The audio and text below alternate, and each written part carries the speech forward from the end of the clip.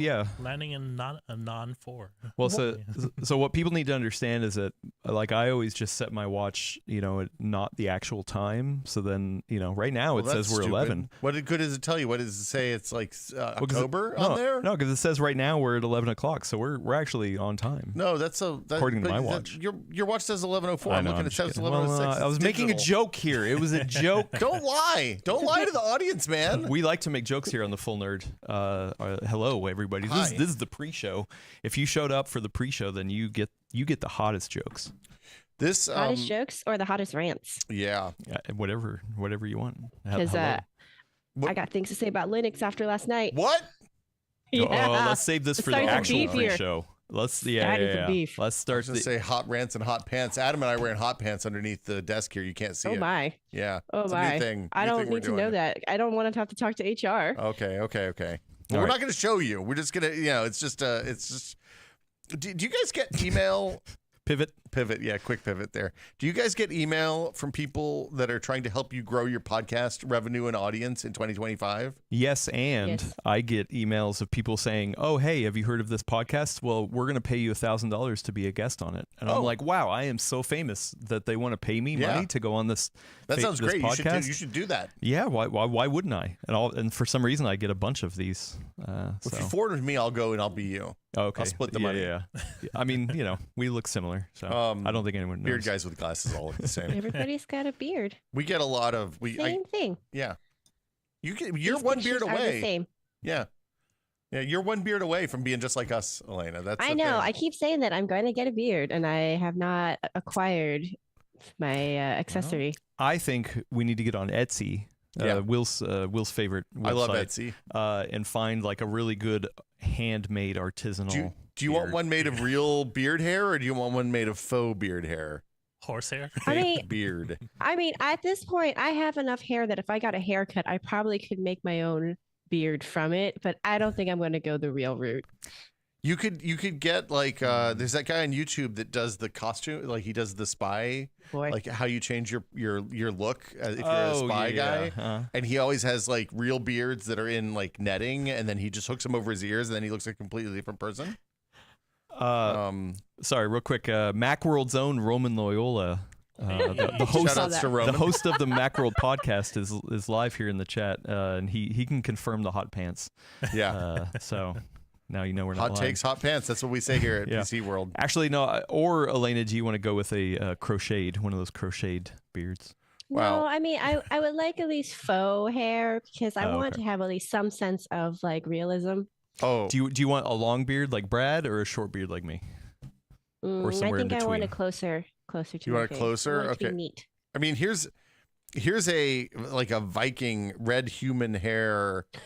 That's like mustache and beard set that would come down to like your belly button. No, I don't want a soup catcher. I don't want a soup catcher. That makes Brad look like a baby. Yeah, you would totally own Brad if you wore this one. Yeah.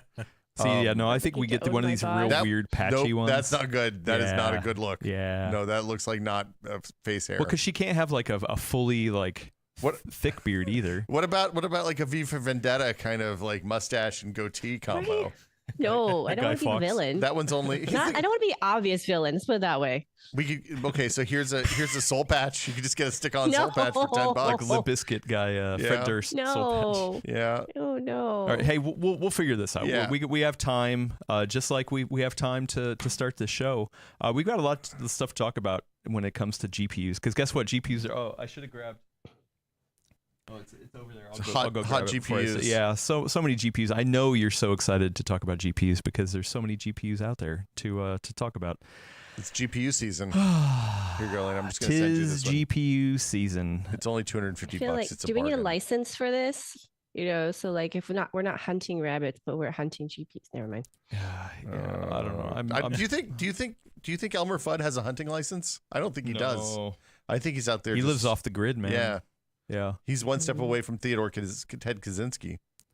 Why'd you change the name you were Ted Theodore Kaczynski? Is that what he calls himself? yeah, he's Ted Theodore Kaczynski. Theodore, in quotations, Ted Kaczynski. All right. All right. Yeah. The other breaking news. Oh, you know what? I'm going to save this for the pre-show. We got a lot in the pre-show. You know what I say? No, in the, because this is the pre-show. This is the pre-show. Yeah, no, the actual show. Yeah, but what's before we get to the actual topics in the show? You know what we always say? What do I call that?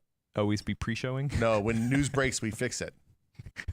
That's what we say here. Do we? Yeah. I don't know about that one. Yeah. When news breaks, we fix it. It's just the thing we always say. Okay. Yeah, nobody's ever said that before. It's brand new. Just we like always right here. say it. Yeah, always say it. Always be testing. Always and forever. Yeah. Oh, it's over. Bigger bar better. When news breaks, we fix it. Perfect. Yeah. Okay. I like it. Oh, look at that. Okay. Yeah. I'm going to save this. This is material. Save this. Yeah, this is material. Can't put the toothpaste back in the tube. Can't you? I bet you could. I bet if you. I bet it. Also, why is it called a tube? A lot It's of not always a patience. tube. It is a tube. A lot of patience, maybe, and a funnel. Yeah. April 1st live stream. Don't. Whoops. Sorry. He just walked away now. I know. I was like, what are He you just doing, gets Adam? up and walks Wait, away. I don't What- understand what's happening here.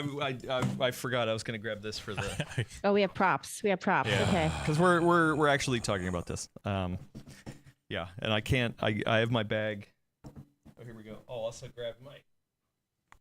They saw My the little- hot pants now. I have a little bag of ROPS. Like here's where all the missing ROPS nope, are. Nope. Those are thumb drives. Those are floor thumb drives. I know what they are. You can't hear the ROPS. It sounds like candy. Something's dangling wrong. around in here. Oh Yeah, no. we'll see. It sounds like candy you just picked up off the floor. In Vignesh, yes, that's exactly what we're going to talk about. I'm excited Yeah. about that one. We should have made it a. Anyway, all right, here we go. We ready? We ready? Can you get this in one? Yeah, I didn't even write it down. It's perfect. Do you know what episode it is? There you Nope, go. 337. Perfect. Got it. There Boom. you go. Good job. The hamster's okay. Hamster's running. Hamster's running smooth. Okay, let's do this. Why is that? Okay. All right. In this episode of The Full Nerd, we talk about 5070 Ti reviews and missing floor ROPS.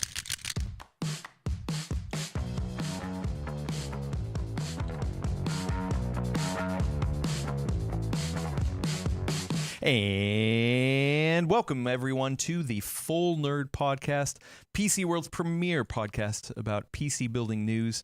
It's actually the best podcast about PC building news. I forgot to say that. It's scientifically proven. I am your fill-in host, Adam Patrick Murray. I am not alone though. I am here with fellow friends of PC loving. On the line here we have one Elena Yee. Hello, Elena. Hello. Hello. Hello. Brad Charkis has unfortunately continued to be out sick, so feel better, Brad. But his voice is gone, and rather than coming on and just miming everything he wants to talk about, he's not going to be joining us. He's not down with the sickness. Yeah. Will Smith, are you down with the sickness? No, I hate the sickness. Oh, okay. Ooh, ah. Okay, yeah. Let's not get copywritten. I think I'm here. safe there. That was fair use. I hope so. If you go to jail, I'll visit you. Yeah. You know who else will visit us in jail and probably bring us goodies is one Willis Lai, who's controlling the verticals and horizontals. Is it okay if I bring you guys stinky tofu and I'll throw in some pineapple cake? That's all I Actually, Oh. so I don't know Mix them. I don't know what the protocol is for taking food to jail. You gotta put it someplace special. Well, okay. Oh boy. Was the hand gesture back there? Wow. Might have been behind the Wow. laptop. We're probably okay. Wow, we're doing hand gestures. Okay. Yeah, no, we don't need hand gestures. But that would be funny because I'm assuming, if you're allowed to drop off food to loved ones at jail, okay, maybe not. I can just imagine you giving a big bowl of stinky tofu to the guards for them to inspect to make sure there's no knives or contraband in it. Right. And they're just like, oh no, I gotta dig through the stinky tofu. This is the worst. See, we got a system going here. Yeah. And then they'll be like, it's just your stinky tofu. Just go through. And then we have a loophole. And then you can get me. I always think of. I don't know why jail makes me always think of. Ernest Goes to Jail. It's seminal classic. it is the #1 piece of media ever created about jail. Forget your Orange is the New Black or your Oz or the Cool Hand Luke. It's Ernest Goes to Jail for me, or Ride or Die jail movie. Ride or die. He's got the soap, little soap bar, and then all of a sudden they cut to he made a machine gun out of the soap bar, and it's like that was hilarious. Yeah. It was so stupid. It was so stupid. Look, really good movie. I don't know if it holds up. I don't. I Midnight saw it in Express, theaters. also really good. I saw it in theaters. Ernest Goes to Jail. Ernest you Goes saw to in Jail. I saw it in theaters. man. I went there on a date. I had a date. Wait, Yeah. Will. Yeah. Hi. How hello. can you keep getting disgruntled over the fact that we allude to age and then casually just say that you went and saw this in the theaters Ernest on a date, Goes which to suggests jail. you were at least of a certain age. I was in probably middle school. 1990. Man, you I was took- in high school. Okay, so God, I am old. also you took a date to that, man. It wasn't. I'm not gonna say anything, but it was probably a good night. I'm gonna go ahead and tell you. Fun date. I didn't just take the date. The date picked the movie on this one. Oh, And I was it like, Gina? No, it was Oh, not. I okay. didn't Well, know I was her about to then. say you let that one slip away then. We saw this. Nothing against Gina. This. I'm sure she's listening. We also saw. Yeah, she's. Let me tell you, She she's here loves this every week. podcast, It's her- yeah. she loves talking about computer stuff. It's her favorite. We also saw Nothing But Trouble at a drive-in once. The Dan Aykroyd, Chevy Chase, absolute. It's maybe the weirdest '90s comedy ever. Oh, I don't think I've ever. You seen should this. watch this. This John is Candy. this is an incredible film. Wow. Everybody should watch this. Even 50 more. Even the better Aykroyd, Peter. Yeah, Peter Aykroyd. Everybody loves Peter. No idea who's Peter. It's Aykroyd both is. Aykroyds. Yeah. But I don't think Bill Murray's brother is in here, which is a real letdown. All right. Yeah. Brian. All right, Willis. Sorry, we're in the pre-show here. Well, the No, we're not. pre-show We're in of the show. We're in Okay, the show now. Anyway, Yeah, just Well- know that there will be, pineapple cakes ready for you. yeah, and we're going to talk about GPUs. Yeah. We got a lot of GPU news. I know everyone's so excited about GPU news, but I have to ask you real quick: have you ever seen any Ernest movie, Willis? I have not. Do you And, know who not Ernest even is? Yeah. Oh, I know of the movie titles, but I've never seen the films. Wow. themselves. Okay. Yeah, Wow. Yeah. Wow. Wow. Well, Elena, you've seen Ernest. I know I've seen at least one or two of them. Like they used to play on TV, Okay. but I don't remember them like the way I would something that I like wholeheartedly sat down to watch. Jim Varney is buried in R.I.P. Lexington, Kentucky. He played Ernest. Yeah. One of our great American heroes. Know what I mean? We're gonna know what I mean. Yeah, know what I mean. Yep. Well, this is 2 weeks in a row that I have found Mhm. that Willis has not tried something that is crucial Yeah. to my upbringing. Yeah. But that's okay because today we're gonna solve that Oh. because I got a present for you. Willis. Hey. What's that? It is Easter no. season. Punishment egg. And I went to the store and I got a 4-pack of Cadbury cream eggs because we got, and by my math here, we got 1, 2, 3, 4. I know. So Willis, are you excited? I am very excited. Do you want to try this now or should we try this at the end? At the end. Let's Yeah, save it at the stick end. around to the end. The way you eat these, you put the whole thing in your mouth and then you let the chocolate melt until the goo oozes out. Also, I got one of the caramel ones, Ew. and one of my favorite is the Reese ones. Yeah. I like Reese's. So Ooh. anyway, we're Gross. gonna keep this here as a nice little Yep. end of the way snack. I had no idea that it was so Cadbury cream eggs were so divisive. Divisive. What is? Divisive. Is what I Divisive. say, Who says yeah. divisive? Somebody who doesn't know how to say divisive, right? I feel like I've heard. Somebody who learned their words from books, and I just want to affirm that that's okay. Yeah. Shout out. Books, Shout out to what- people who read what's and that? didn't hear. I don't know books. Anyway, yeah, I had no idea that it was so divisive. I love Cadbury cream eggs. I actually don't think Willis is gonna like them, but that's okay. Try me. You got to try it, right? I tried stinky tofu multiple Hey, times. yes. You got to Yeah. try a cream I'm egg. willing to try anything. Yeah. All right, man. Yeah, imagine a YouTube channel of Ernest reviewing PC tech. Can I That can would I be hilarious. can That I would warn actually people great. because we have a day left before the Kindle thing happens? Oh, please. Yeah. Yeah, so PSA. If you While I unbox. if you want to DDRM your Kindle books from Amazon, the time to do it is like right now. Wait, why? Because what's happening? Well, because right now you can go to Amazon's website and use a script and download all of the books encrypted and then decrypt them really easily. But they're turning off the ability to download those books without a device, and you need to do it by midnight tonight, basically, if you want to do it. And Yeah. yeah, I'm hoping that the other hack will still work afterwards. the other hack will almost certainly still work, but they've been closing holes. Like Kindle, I can't log into Kindle for PC anymore. That was really loud. Which was the other But you other can't- hack. The software doesn't The work software anymore? just doesn't let me log in anymore. Oh. I don't know what's up with that. Unfortunately, we don't have a how-to video because it's PC World, not Kindle World. I wrote about it on my newsletter. You can find it on my newsletter. Sky. Will, you have a newsletter? I do have a newsletter. It's at next.content.town. Next.content.town. Next.content.town. I got 2 newsletters for the price of 1 last week. You did. I did a bonus one on Sunday because I found out about this. I was like, this is hot news. We got to get it out there. People were very excited about it. So anyway, you can learn how to do it. It's like, it took me like 20 minutes. The script thing. The script thing is nice though, because I think a lot of outlets have been talking about just like how to do it manually.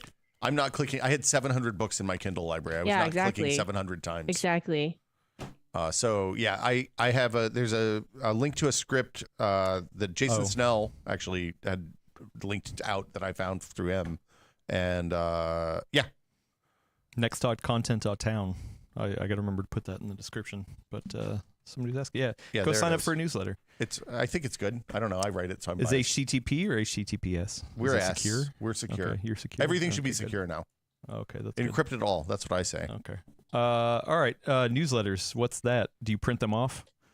Maybe we'll see. Maybe, yeah. Yeah, you can print it if you want. You can save it. If you don't care about the environment, print the newsletter. I don't care. But not the podcast. You shouldn't. Don't print a podcast. Oh, okay. No, that would be ridiculous. Anyway, that's your other thing. So somebody, wait, which content town does that reside? That's on techpod.content.town. Okay, yeah. Somebody in the TechPod Discord was like, I have this label printer that prints just a spool of paper, and I was thinking about printing the waveform for the whole podcast. I love it. And I was like, that is a really stupid idea. I approve of that. Love it. Yeah. Should we talk about? We just get like MIDI files of our podcast. Oh, that would be bleeps and bloops. That would be amazing. Yes. I don't really love it. At least like the intro, that would be so fun. Like that would give me all the nostalgia. For the music? That'd be good. We do a MIDI version of the music? Of the original music. The original intro music. God, recently we almost lost this intro music too. Wait, how did you lose? Because we have a needle drop service. And, got it. Yeah, we almost. Anyway, let's start the show. That's enough ranting and raving. There's a lot of stuff to talk about here because there's GPUs. There's other stuff that I do want to talk about, but I will hold to the end. Like Framework has a new desktop. What? I am so excited about that. Yeah. Anyway, we'll get to that Q&A. I'll ask myself my own question. I'm going to put that in the. I want to ask myself on the question too about Linux because I got. Oh yes, yeah. Let's hold that one. Do we have a Linux expert here, or is that me now? Oh, is Lena the Linux expert? We're going to have some beef on the show. Okay. We've got to continue the fine tradition of it. Where's the beef? I don't like. I'm not going to be up here defending Linux. I like Linux. It's not spoilers. For everyone. Spoilers. What? I wanted to fight. I mean, look, this isn't a fighting He's ready podcast. To fight. This is a very reasonable podcast. No, we're here to fight. We're here to fight about how stupid the 5070 Ti. Do you know what Nvidia should have done? What? Oh no. What should Nvidia have done? Nvidia should have released this at $500. Well, that would have been a better idea. They would have, like, people would have been happier. Yeah, well, the 5070 Ti. Is that before tariffs or after tariffs? So is it like $350 plus tariffs, or is it $500 plus tariffs? Yeah, good question. I'm not good at math, so I'll leave that one to you. So we haven't talked about this yet because this actually came out, or the embargo lifted on Wednesday. Which was also the pre-order date. I can't remember. There was. We'll get to what people were saying about the 5070 Ti, including our own testing. Is that a full ROP one, or is that a limited edition, less capable? We'll get to my bag of ROPs a little bit later. ROPs it up. Yeah. But I did hear. I actually didn't wake up early to try to buy any 5070 Ti's or at least look at stock. Spoilers, I guess. Supposedly, stock actually was in for at least about 5 minutes before it was completely sold out. Wow. Did anyone maybe put into a chat? Did anyone here buy a 5070 Ti? I'm curious. So I heard anecdotally that 5090s were a little bit easier to get last week. Not easy to get, but easier. Like there have been drops. Like there would be drops, and you could actually get there and still see them on the page. I know of at least 2 people who bought them. Oh, interesting. Yeah. Huh. Okay. I don't know if they got full ROP ones or not. Yeah. Well, I mean, hey, listen. There's a lot to be said about the 5070 Ti. Let's start off with the basics. It's a GPU. Now let's dive a little deeper. I'm just stoked that Nvidia is still releasing 70 class cards in like that $300 to $400 price range. Yeah, that's where a 70 should live there in my heart. Well, you know what's weird? Maybe I talked about this last week, so stop me if I did. But there was no Founders Edition version of the 5070 Ti, nor was there a Founders Edition version of the 4070 Ti, 4070 Ti Super. But there was a Founders Edition of the 3070 Ti. Nvidia had told me they like to focus on the main numbering, which is why they don't have a Founders Edition of the Ti version. But I don't know when, or I know when that changed, but I guess I'm still confused as to why that changed. But yeah, by all intents and purposes, it's a 4080. The testing that we did in our suite, which was fairly minimal, we kind of had some limited time, but we tested only at 1440p. Brad has a review. There's a link to the review in the description.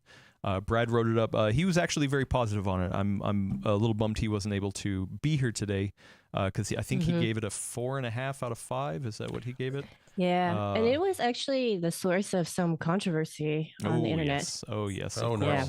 Yeah. So essentially, I mean, it's in the testing all around. You know, it's you can think of it as a 4080 Super. It continues this trend of seemingly the 50 series as a refresh of the 40 series. That's kind of what it's feeling like. I know a lot of people were hoping the 5070 Ti was going to be the sweet spot and where we were going to see the biggest jump generationally, but yeah. I mean, the one, like, the nice thing about this one is it's like people were pitching this like it was a negative on the internet.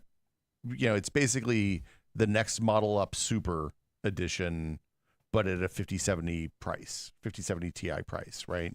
I joked about these cards costing $400, which hasn't been the case for a long time. No, but like for the most part, we were seeing 750 was the MSRP of the baseline models. The January MSRP. What's the actual street price for these cards? Do we know? I mean, I don't know as of right now. I guess I can look, but there's been a lot of kerfluffle over that. Let's get to the pricing in a little bit because there's more to talk around on that. But yeah, like I almost put in 4070 Ti. Let's actually see. Out of stock. Okay, so this one right here that I did the testing, and it seems like most of the North American reviewers tested on this Asus Prime 5070 Ti, and this one is listed at least on Newegg for $750. There's a Gigabyte Eagle, which is at 800. Looks like an MSI Ventus at 830. So it looks like, oh no, here we go. There's a Gigabyte WindForce also at 750, MSI Shadow at 750, a Zotac Solid at 750. So what's on the more expensive cards? Are they overclocked or is it just like bigger coolers? The most expensive one I'm seeing is a Gigabyte Gaming, very large cooler. I will say that is one of the things I like about this Prime is that, oh man, I should have grabbed it. Can we go get something? Yeah. Yeah. Grab the ProArt, please. More show and tell. Yeah. Sorry. I love the Asus ProArt line of GPUs. Yeah. The so clean. 4080 Super ProArt right in front of you. Yeah. Sorry, he's going to the shelf to bring it off. For audio listeners, the one on the table right now has very like slim, clean lines to it. I have a feeling we're about to see a chunky boy. No, the ProArt series, they never had a 4090 of the ProArt, which I was always bummed about it. It topped out at the 4080 Super. But one of the reasons why I liked it is that it was like really good in a small form factor, and the cooling was good enough for what it needed, and just the aesthetics. Like it's just a nice simple black and gold. It is not gamery at all. I've always loved this ProArt design. So essentially the Prime, if you can look at it, like it's not the same exact shroud. The Prime is a little taller this way compared to the ProArt that's out right now. Also, looks like maybe a little thicker, maybe not. The 5070 Ti looks a little thicker. Yeah. No lights though, so it's got to be a little bit slower, right? Exactly. This does have a dual BIOS where this doesn't. So anyway, I think what they did was like, hey, we want to do something that's for gamers that's kind of more simple. Why don't we do something that's kind of like the ProArt card? And actually, in terms of just the shroud design itself, which runs across a 5070 and 5070 Ti, it doesn't go above for the Prime. I actually really like this design, just from an aesthetics thing. So yeah, that's what most people reviewed on. It is at least listed for $750, but I think a lot of people, are still paying over prices because guess what? A lot of people still want to buy it or scalp it, and prices are wildly all over the place. So we don't need to dive too much into pricing again. We but talked about it a lot. Yeah, we've talked about it a lot. I think people understand, I don't think they do, but whatever. I don't think us talking about it more is going to make a difference. Most of the people understand. So either way, Brad's review, I'm not trying to defend him. He's not here, but he decided to review it off of that MSRP price. So that's at $750, which theoretically it should be at. And who knows what it'll be, yesterday, today, or tomorrow. But that was the MSRP. And so like for him, he was actually very, very happy with the uplift. And of course you get DLSS 4 on this versus not on the 40 series with multi-frame generation. And that's what I decided to test. So my big question, if there's a video over on PCWorld, I linked to it in the description. When I sat down with this card, I was like, you know what I want to do? Like, I've tested multi-frame generation. It's part of our basic suite. But when I was playing it, just playing games for the 5090, I was like, I'm already getting like super high frame rates with this 5090 at everything maxed out anyway. Yeah. Like to me, multi-frame generation isn't like a huge draw for a 5090 because it's just able to perform through it. Lower down the stack is where I'm interested to see what kind of experience you can get with multi-frame generation. So in the video, I'm not going to spoil it here. We don't need to go over the details, but I tested 20 games and said, okay, I'm going to set the performance where I would for this GPU to hit a base of like 60-ish, right? Sometimes it was a little over, sometimes it was a little under, depending on the game, depending, visually. It's as fast as you need for a game ever. Yeah, and then turning it on to see like what that experience was like, because I think multi-frame generation is more important on the lower end to try to get more out of it, where the higher end you can just brute force your way to higher base frame rates. Yeah. So yeah, that was fun testing. I actually did enjoy my time testing. I mean, hey, guess what? I just had to sit down and play games. I know that's the weird thing. We get these cards in, and sometimes we just want to benchmark the hell out of them. But I decided to sit down and play them. Just play games on it. Just kind of get a feel for it. So that was pretty fun. Well, and the upshot, you should watch the video, but the upshot is pretty good 4K performance on the $750 card. And most of the time needing a little bit of slight upscaling. A little adjustment. Yeah, I would say, tweaking. Yeah, across the 20 games, there were some games that could do 4K native. Yeah. Some of them, most of them, I would say I had to bump down to DLSS quality for the upscaling, so the 1440p native or generated. And then a couple of them, like the full path tracing ones, no matter what, like I was hitting down to 1080p, like. But that's, yeah. Ooh. There were a couple times where I did bump into VRAM limitations. This does have 16 gigs, I believe. Yeah, these are 16 gigs. 16 gig cards, of GDDR7. So, yeah. Yeah, the big one was Indiana Jones. Star Wars also will use a whole lot of memory, Star Wars Outlaws. Yeah. But, and then, the Indiana Jones stuff was a lot. Yeah. So, I mean, the narrative out there right now is obviously, hey, at inflative prices, and I agree with it as well.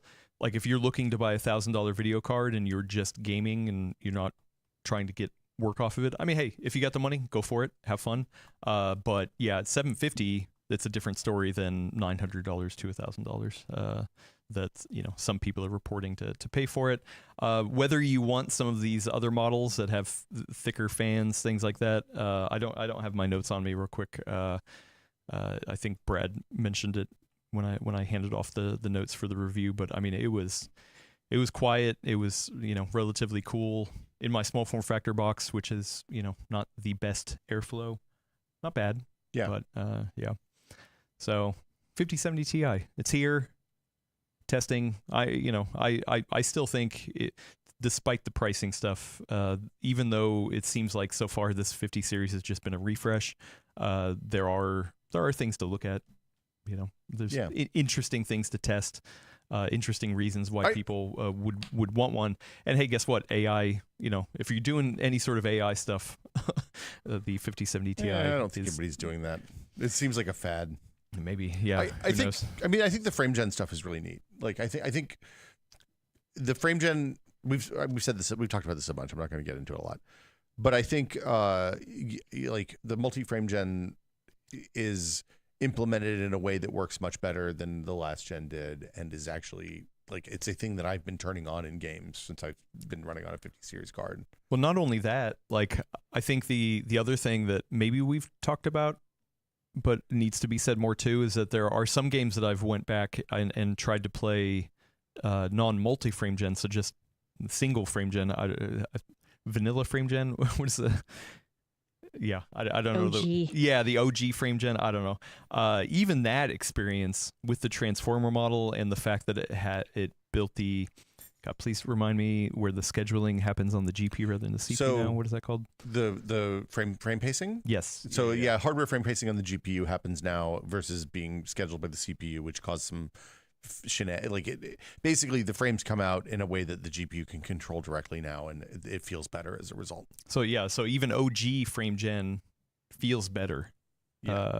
Which is cool. So like, and guess what? That benefit is backporting. Yeah. So that's not like multi-frame gen is the major thing that's exclusive to 50 series, but I guess also then that scheduling, because that's a hardware thing. Right? Yeah, that's a hardware thing. Oh, okay, so that, I mean, yeah, that's a huge thing for me, because that definitely changes even the original frame gen stuff. Well, I think that makes the frame gen. I don't know if that's what makes the frame gen feel good, because we don't have a way to like test that without the at least according to Digital Foundry. Yeah, yeah. The upshot on the frame gen with the new hardware is that it is like, previously it was a thing that was a novelty that I'd never turned on aside from to test frame gen.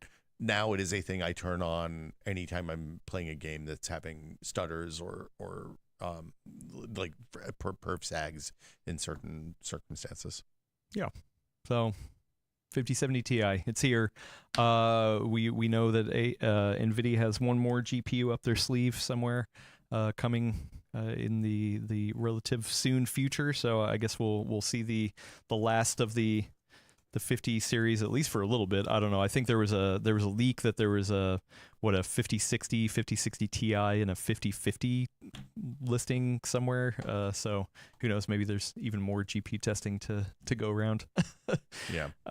Does this change? You sound so enthusiastic. Yeah, I'm so tired. It's so much testing. And yeah. Oh god. Which actually, yeah. So, which partially has been fun to rather than going mind-numbing on a metric F-ton of benchmarks, sitting down and just playing the card was actually a nice breath of fresh air to like break up the monotony of testing. So I feel like, between what Brad needed for the website and what I wanted to do for video, we're trying to do things differently, try different things out, get a little more experiential stuff in there, because I think it's beneficial as well. Unfortunately, yeah, there's just so much with this pricing stuff that is just negatively impacting, and people are definitely tuning out to this generation right now as it is, which is a bummer, because there's some fun stuff to try out. I think outrage ponies are riding hard right now. This is the biggest stampede I've seen in a pretty long time, since you couldn't buy video cards thanks to crypto miners. For a 4-year period there. I think the thing that for me, the thing that the next phase of this is, hey, what happens when the initial demand slows down and these cards are staying on shelves for more than 5 minutes? Are we going to see the prices stay high, or are they going to start trickling down, or are they going to just stay level where they are, or are they going to raise? I don't know. We'll see. Yeah, and hey, guess what? AMD is knocking at the door around the corner too. Yep. Can that move stuff? But if you're in business, you know that there's probably a term for it. I'm not in business, so I don't know the term, but what is that called when you start high? You can always start high and then drop prices. Yeah. Price anchoring. Price anchoring. Rather than be like, oh, well, we're going to come out here and then try to raise prices, like consoles have done that. People haven't been happy about that. So, who knows? The Outrage Pony is definitely turbocharged. Says JK for a lot of reasons, and hey, I get it. Like I said, like I don't think you should be paying $900 or more for this level of performance if you're just doing gaming. So do we want to talk about the physics stuff? Chad is really excited about physics right now. Should we save that for the next segment? Well, let's save that. I mean, definitely a lot to talk about in the next segment. I knew this part would be a little slower. Anything else on the 5070 Ti specifically? I did find it a little curious that most of the reviewers just got this Prime model, and I haven't seen a ton of reviews on other models. Just out of curiosity, did this box, when you got it, did it look like it had been opened prior to you getting it, or did no? Okay, brand new. So straight from the factory. Yeah, I peeled everything off myself. Okay, good to know. No, yeah, no videos of it peeling. Yeah, you know, I did think about like doing like I don't know. Because sometimes some of these products have like unboxing embargoes versus review embargoes and stuff like that. Like I don't know people's taste for like a peeling video at a review embargo. I don't care about that. I mean, some people sniff test. I feel like I feel like for a lot of people that is not what they're looking for day one. Yeah. However, I mean, yeah, because once again, if there's a review embargo, we're probably already working heavily to get stuff up on that. But yeah, if there's a unboxing embargo, yeah, maybe we do something. I don't know. Yeah. Anyway, let's move over to the next segment because we've got a whole host of stuff to talk about that's including the 5070 Ti, but wow. Okay. Not exclusive. Well, yeah, let's start with the physics stuff because actually we had a lot of people talking about this in the in our chat. Discord. Well, the live chat and in Discord, people were asking if we could do some testing. If we ever have time to do testing. But yeah, one of the things that people have found out is that the support for hardware-based physics is not included on the 50 series. Correct? That is correct. So so we should do a little background first, right? Please. What is physics? Well, 100 years ago, in the dawn of the PC age, the dawn of time, when the GPU was new. Other companies, the graphics processing unit? The graphics processing unit. Other companies were trying to get on that PU bandwagon. PU. So this company called Physics was like, hey, man, what if we made a processor that accelerated physics in video games? And they built a little card. BFG at the time sold them. There were a couple others. I can't remember all the companies that sold them. But it was basically a little PCI Express card that jammed into... At the time, we had lots of slots in our motherboards and we weren't doing anything with. Now we just don't do slots anymore. You got a sound card. You get a sound card. A physics card. Maybe a network card, but I think by then they were on the motherboard. Sound cards were already on the motherboard at that point too. The PPU, the physics card, would accelerate physics in like 5 games. So maybe 10. They paid the folks who make Batman Arkham Asylum to add some physics support. Mirror's Edge had some physics support. I can look at the complete list of hardware support for their games. But the interesting thing that they did at the same time was that they made, because they wanted to get support for their physics engine out to a wide variety of games, where everybody else was charging for their physics middleware. The PhysX people, I know this is audio podcast, 2 companies, PHYX, PhysX, and who made physics acceleration hardware and a software API.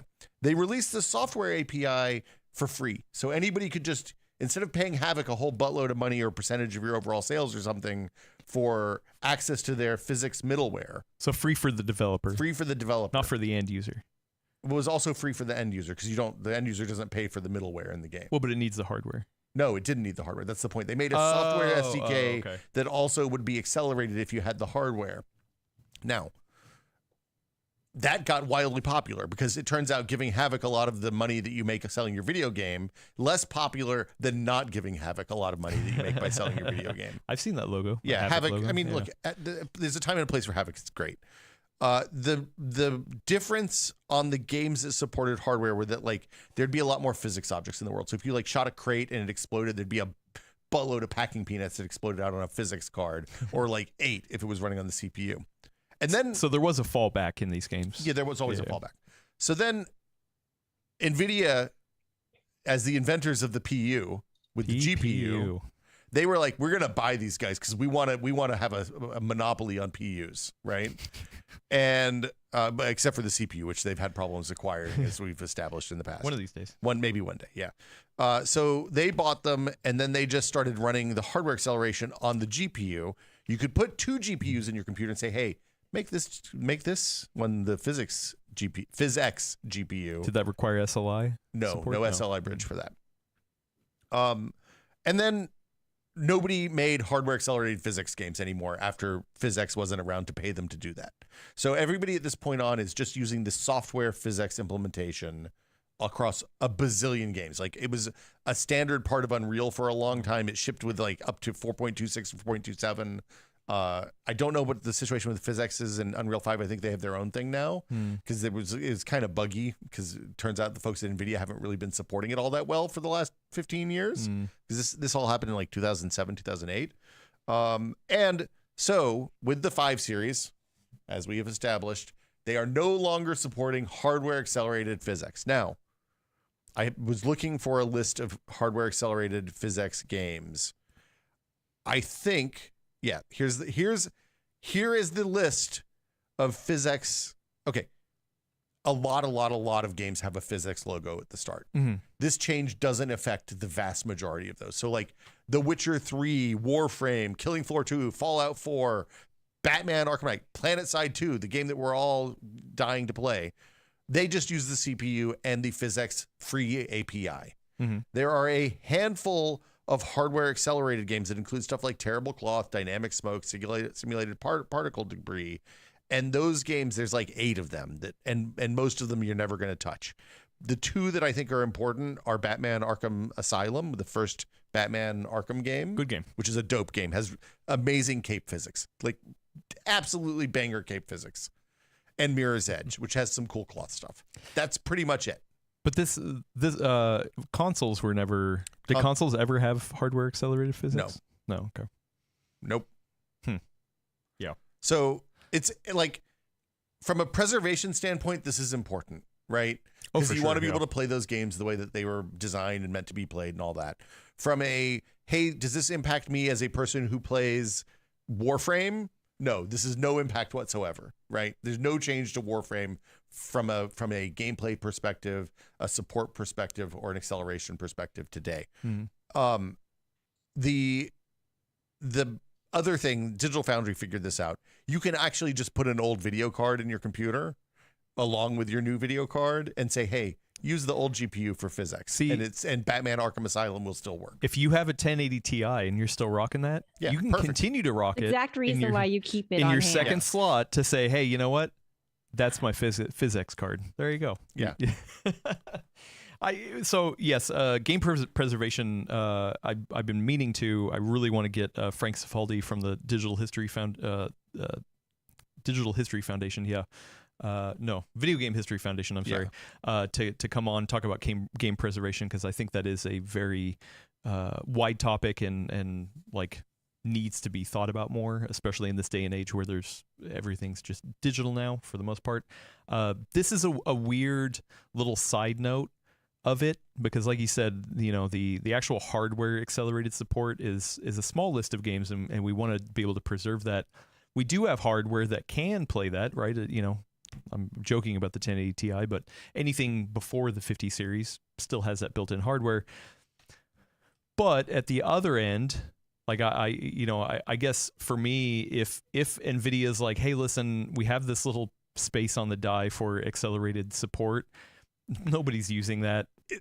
Or was that not it? My guess is it's not even a hardware thing. I didn't watch the Digital Foundry video, but my guess is it's just they don't want to support it in drivers anymore because it's like there's a cost to keeping it in the new drivers. Okay. It's probably running on shader units or something, and it's just not worth the effort to maintain it. Would be my guess. But I don't. That's a guess, not based on fact. Which I mean, yeah, it's like. Yeah. So I see both sides of it. I mean, like, should Nvidia, you know what they should have done? Hey, you know Adam, what should Nvidia have done? They just should have continued to support hardware-based physics till the end of time.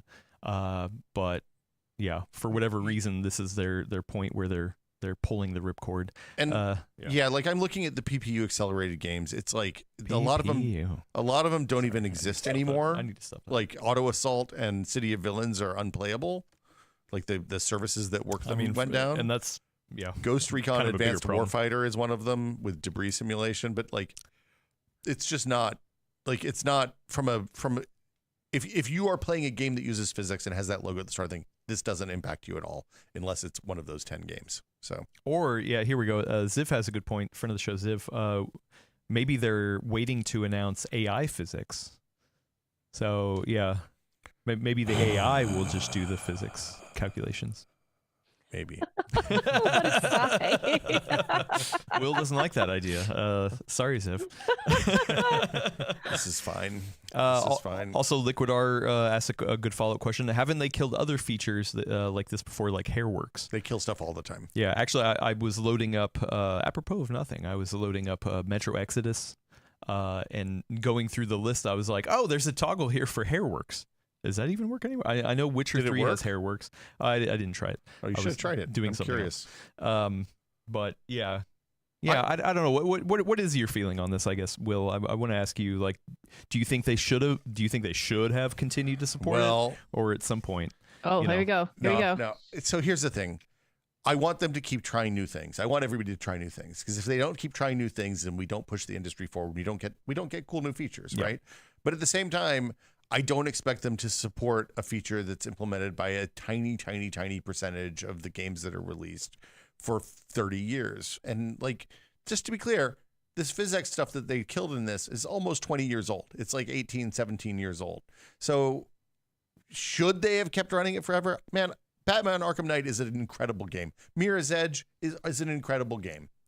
If I'm going to play them, I'll either boot up the old PC, just play them on the stream machine or something, or I'll dig out the 1080 Ti and put the GOAT back in. I don't expect them to maintain old APIs forever, because that's ridiculous. Elena, what do you think? What should Nvidia have done? Okay, here's the thing. I'm still stuck on the point where I did the math, and it's been 16 years or 17 years since 2008 or 2009, and I'm not okay with this. Will was already in his 50s by then, so yeah, I was getting AARP cards back then. Wow. Look, man, I'm going to tell you, I started at Future in 2000, right? Sorry. And then they laid off a whole bunch of people and stopped hiring new people. So for the 10 years I worked there, I was like one of the 3 or 4 youngest people that worked there until like 2008. And then all these kids came in and I was like, these kids, crap, my hips really hurt. These kids, they don't understand our memes. No one knows what a hamster dance is. Yeah. So Elena, I'm not going to apart from the age thing. Yeah, see, Willis doesn't know. Yeah, he doesn't know. He's too young. Elena, what do you think? That's right, Willis is too young. All right, there's so many revelations I'm having to come to grips with right here. I mean, I think this is part of the discussion we've had in terms of just hardware discussions before, right? With Gordon around like standards not changing because we have attached so much to them. And I feel like this is different on the software side, that we can just kind of nudge things overboard and people don't notice it as much because it's not such a monumental change. It doesn't really affect like supply chain, like having to like, sorry, not supply chain, but like process and like getting things manufactured. Which I suppose is the long way of me saying I don't really mind, because I think that there are still going to be ways to play some of these games. I think that at some point there's going to be a passionate enough group of people that if it becomes really a problem, they will find ways to port or make it possible to play on modern hardware. Do I like that? No, but that's honestly, this is not anything different that we've seen in other parts of how the games industry moves forward. Well, and just to be clear, like the difference in this with the acceleration and without the acceleration is that it will look like it did on every non-Nvidia, non-PPU powered computer now on your 5090, or it'll run like at a pretty substantial performance hit because it's running in software. Well, yeah, and specifically on the CPU, I am curious. Like, is this something we could get out of? Like, if the IPC increase in CPUs continues for the next 10 years, by the time maybe driver support of physics cards is long dried up, could CPUs just be fast enough to run them?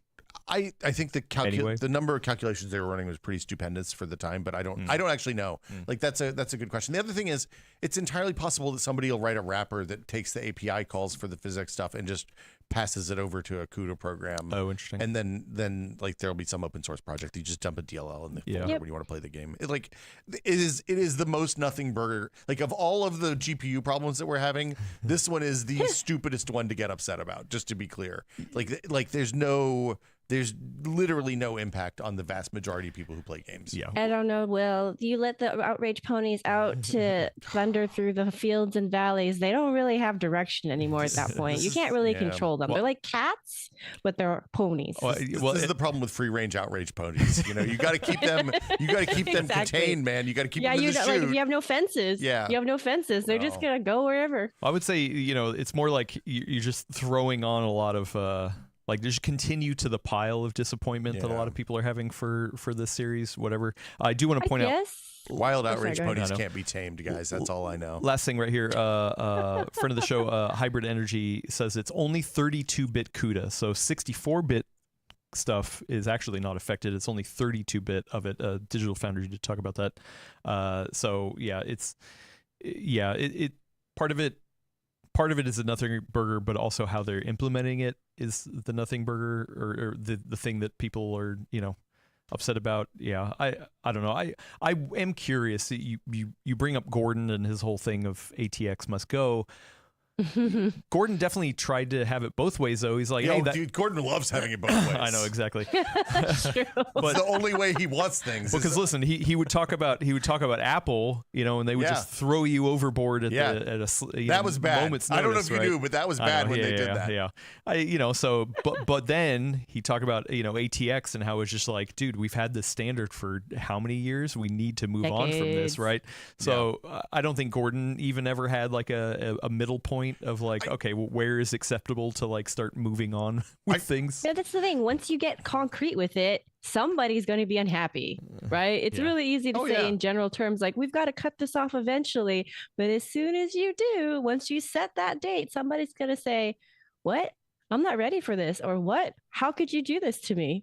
Yeah. I am curious. Like, people do want to kind of see the testing. I kind of want to see it as well. It might be worth an interesting video of loading something up on a 5090, see it running like a potato, and then all you do is you take the goat off the shelf, hold it up, you slot the goat in, and all of a sudden, what a retirement! What a retirement! Where like you're like, can you imagine being that 1080 Ti card where you think, all right, I've done my service. Yeah. I'm in this like vaunted position on the wall. People love me. They look at me as art now, like to decorate their living room. And all of a sudden, you're like, wait a second, no, I got to do what? You want me to do what in my retirement?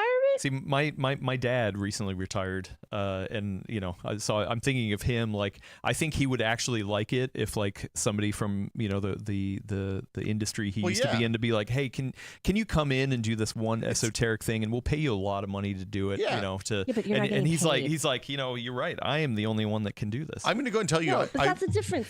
That's the difference, though, because that 1080 Ti is getting just another round of like dust accumulation, pet hair buildup, electron drift. It's like being subjected to like hot temperatures. That's not getting paid well. That's going back into the dredges. Yeah. I think about those guys in the 90s who got called up to do the old retired COBOL programmers who were like, we need you to get in here and fix this Y2K thing. And it was like Bruce Willis in Armageddon, right? It was a bunch of these old dudes walking in, but with like walkers and canes. They were like, we got your COBOL. We're gonna add 2 more digits. No problem. And they did. They were heroes. We're here today because of them. What it if would be the Stone Ages right now if it weren't for those old guys fixing the cobalt. What would it be like? What 1969? I forgot what the year was. No, it would would cats and dogs living together, sticks and clubs. We'd be trying to remember how to make fire cats and dogs together. Yeah. How will we ever survive? Yeah. Yeah. See, I like Starscream. He says 1080 Ti is waiting on the sideline saying, "Put me in, coach." He's like, yeah, you are still good for something. Here, I got you. It just wants to be used, man. Yeah, it just wants to feel it one more time. Feel the sweet power of that physics. All those cape pixels coming through it again. Can you please can you load up Batman Arkham Asylum one more time? I want to feel it. Yeah. What if we could be the 9th person who ever played Mirror's Edge? Hey, I love Mirror's Edge. I love Mirror's Edge too. I played it on console though, so we're a quarter of the audience right here. I know it's really good. But I actually don't think I've ever played it on PC. It's so freaking good. Yeah, because the mouse and keyboard, it's built for mouse and keyboard. Oh, it's so fast. I probably wouldn't use mouse and keyboard. Yeah, well, then you'd be doing it wrong. Yeah. All right. So okay. Well, listen. We started off on the mildest of outrage problems. Let's move escalate one at a time. Let's escalate one at a time. Yeah. So I have this little bag right here. I looked at all the GPUs before we started. Next most minor. Yep. What were you going to reference? I don't know. I'm sure there's something else in between. Okay. You know, it's whoever, somebody. Before we started the show, I have 25090s. I have 35080s. I have 5070 Ti. Are you bragging? No.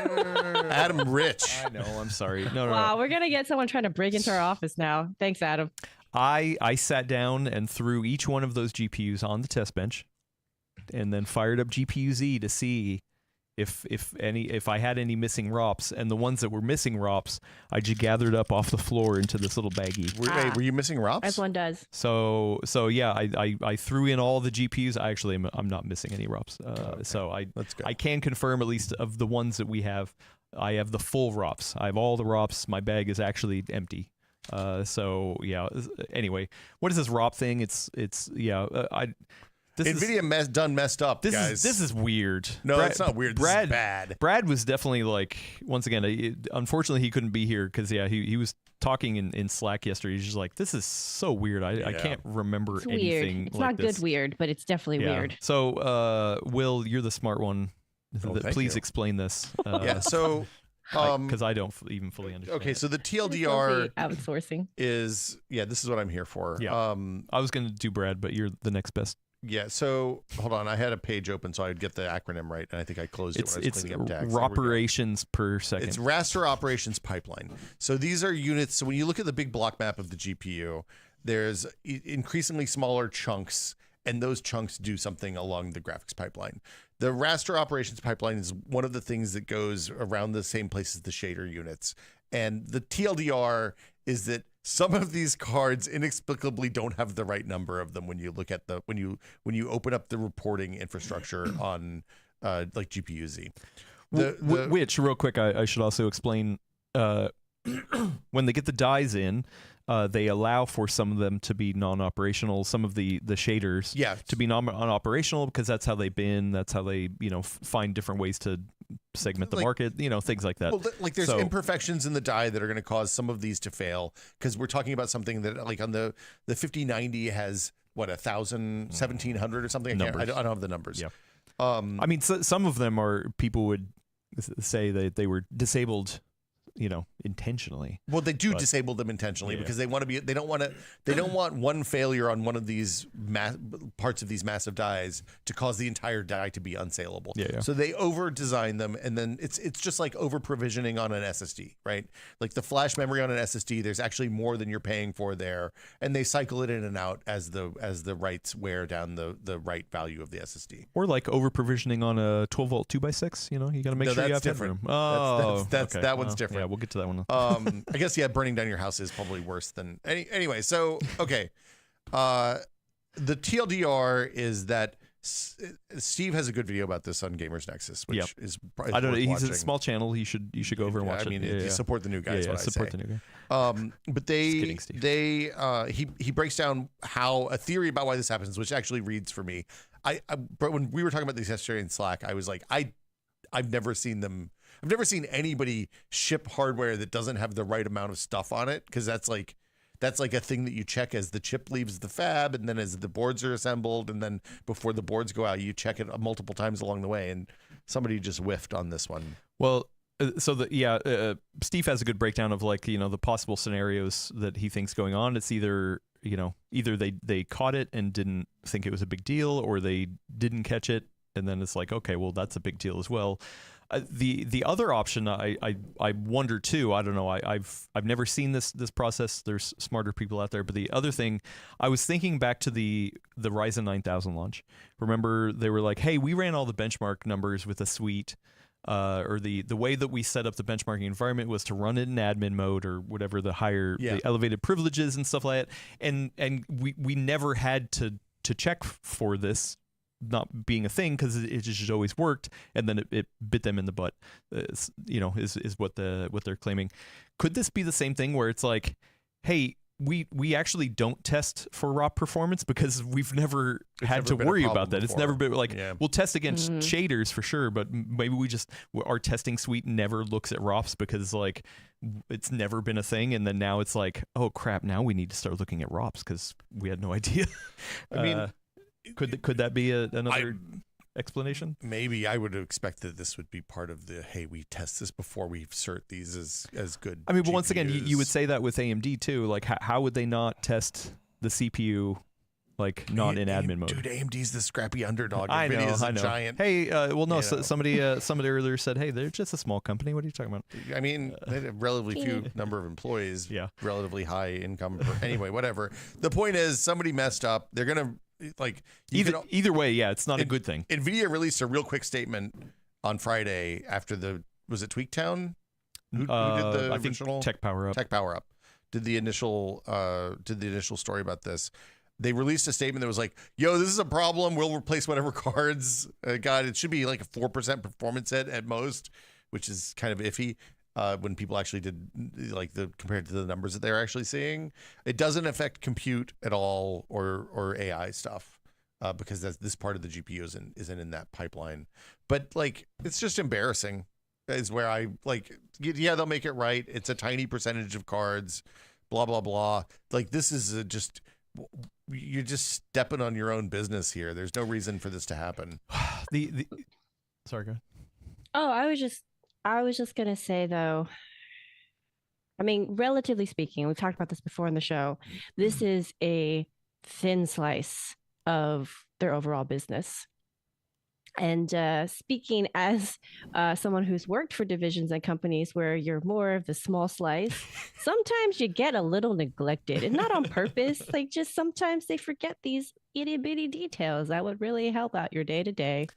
Well, and I kind of wonder if that's what we're seeing here, just a function of like, in general, all these like little asterisks we've kind of seen around like consumer parts, not just with Nvidia, but also like on the CPU side as well. You think we're like the A team is all on the AI stuff and like the Blackwell for data centers, and like, well, these are the not necessarily A and B team, but just more of like, you could have two A teams like respectively, but one has fewer resources, people, or they're not fewer resources. Then like little things like this do kind of fall between the cracks, right? You have two A teams, I'm not yeah, I mean, because they specialize in different for things. Their respective thing, for their respective thing. Well, so she's taking offense because her analogy was talking about our company. You got, sorry.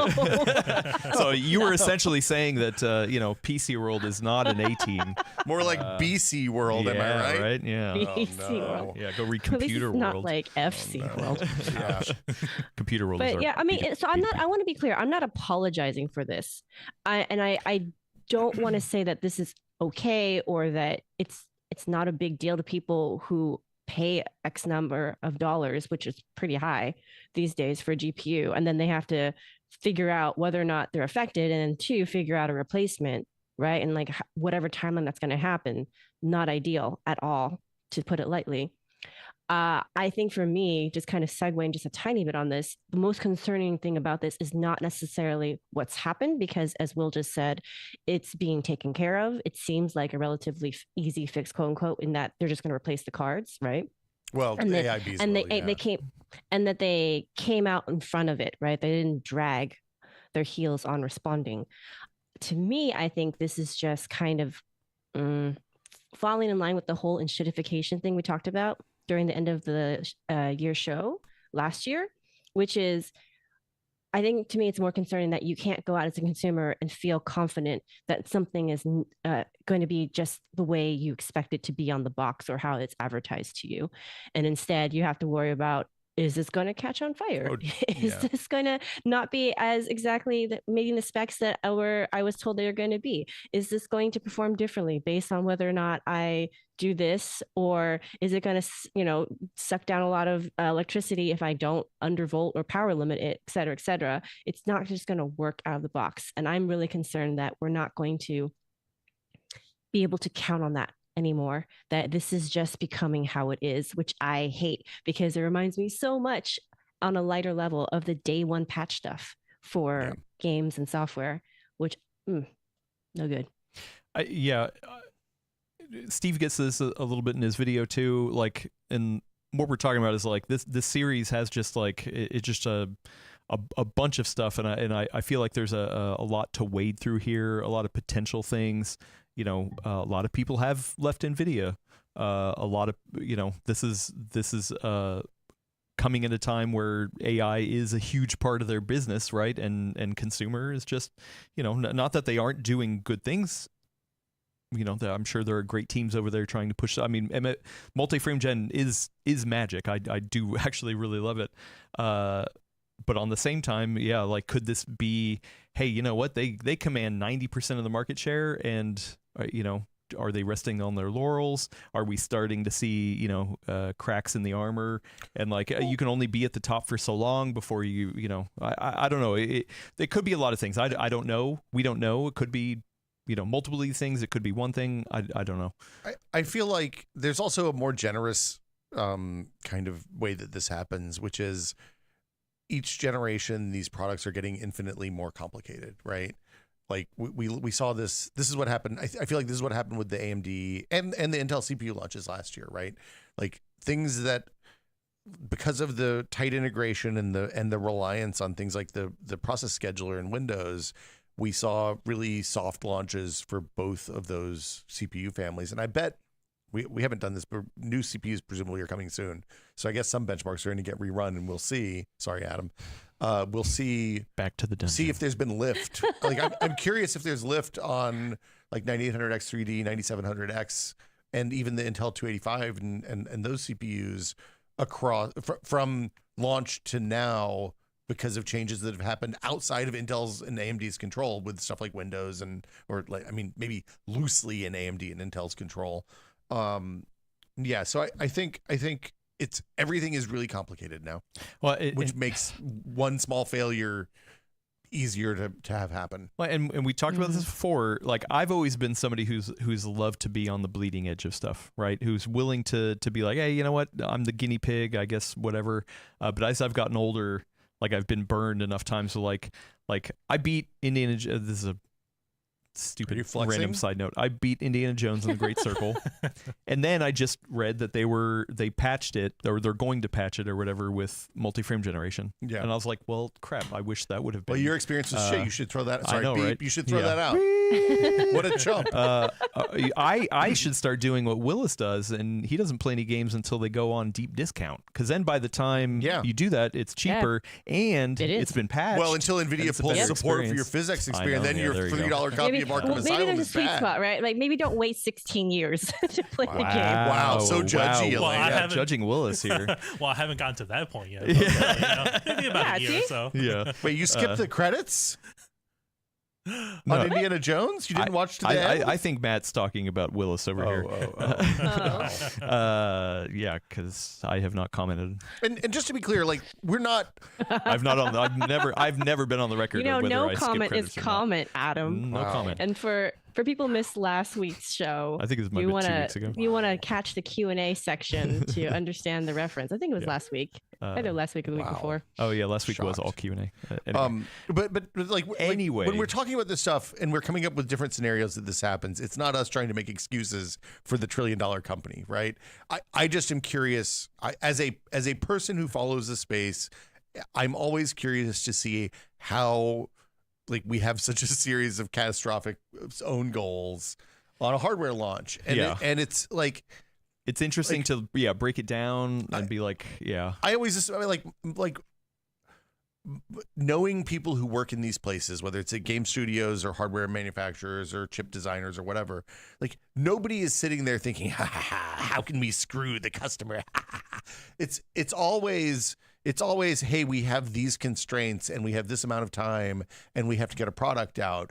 And if you assume best intent when you're trying to game this stuff out, you're going to have something that's closer to reality than if you think that they're out to get you, right? Because okay, Exxon probably is out to get us all, right? I think we're all safe to say British Petroleum. Wow, this episode is not brought to you by Exxon. Yeah, we're not getting the BP money. We're getting some old school references here. But you assume that the people that are doing this work are doing it because they love this space and they're interested in this space and they've devoted a significant portion of their adult lives to working in this space, right? You don't get to be in these roles without being an Nvidia person for a long time or an AMD person for a long time. And they assume best intent. That's all I'm saying. I think in fairness, everything you said I agree with. Well, I think also though to speak to people in the audience who would push back on that to kind of give voice to their concerns. I think the answer for me is even more complex than that, which is, you have a bunch of engineers and project managers, product managers, like everybody who is just passionate about getting a good product on the table or something that pushes the, what was previously the bleeding edge. But you also have other parts of a company like the marketing department and the finance people and other things like that also are going to be pushing because they need to make their numbers, or there has to be something that's accountable for like the shareholder expectations, right? So when you have a large corporation, you have all these pieces that sometimes actually come into conflict with each other, honestly. Oh, yeah. And ultimately, certain priorities win, and that doesn't always work out well for the final product or the consumers. But at the same time, I mean, you can take a cynical view of that and say like, oh, that's them looking to, stick it to the little guy, like the little people. But I think the more accurate perspective on that is to say, it may not be friendly to the consumer, but a corporation of that size is also not going to actually sit in a boardroom and go, as like Will was just more better pantomiming, because they have they have lawyers and the law that they have to also keep in mind, and they don't want to get sued and have to deal with all that litigation because they're going to be a juicy target for that as well. Yeah, and so to your example, the situation of this coming up that's assume best intent is that the one side, the business side, is saying, hey, we have to release a card in this time frame because investors and the market expects us to release a card every 18 months to 30 months, probably 28 months.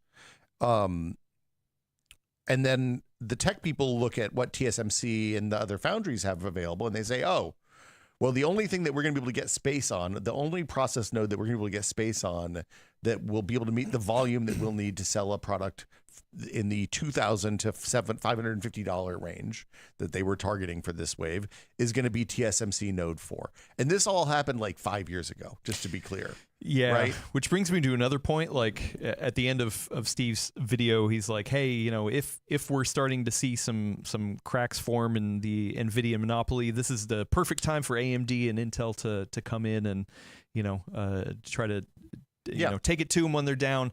But also don't forget, they would have had to do this 5 years ago. Yeah. AMD's, products. I'm not saying anything. I know they have new products gone out. Oh, really? Who knows what those are? Who knows what those are? What they're going to be like? Intel, might be working on something else as well. Who knows? But either way, they made those decisions years and years ago before they ever saw this ROP thing. So it's not like all of a sudden the folks over at Radeon are like, oh crap, hurry, go add more ROPs. Go add more ROPs, you know. Stop the production line. Stop We're the gonna production line. retool everything. Yeah, they added should have more added ROPs. more ROPs. They should have seen Nvidia fall on their face and added more ROPs before the launch of the 9070 series. No, because they made those decisions years and years ago. So, you know, anyway. Falcon Northwest is in the chat and Hello, is a person that probably has actual data on this. Or a team, literally, a whole team, not just one person. Yeah, I mean, it's an organization. It's a company. Yeah. We're treating a corporation as a person. Yeah. With a pretty good guess of who it is behind the username. But they're saying the failure rate on 50 series founders has been 0 for us, except for this ROP issue, which they can confirm is less than 0.5%, which is the number NVIDIA gave as well. Yeah. Not confirming how many, 50 series that they have on hand, but I mean Falcon deals with a lot of if they have a lot of hardware. If they can do math for 0.5%, they've seen more cards than we have. I don't know. I have, what did I say? I had you don't have 200. You have do how you? many? Do you still have single digits or do you have double digits now? No, I'm definitely single digits. Yeah. So okay. anyway, Anyway, ROPS. The other thing I was Ian and George from Tech Poutine. Over on Tech Potato. They were actually here in the studio last Thursday. They filmed their episode here Thursday. I got to man the verticals and the horizontals. Most of the stuff that they were talking about, I was falling asleep over.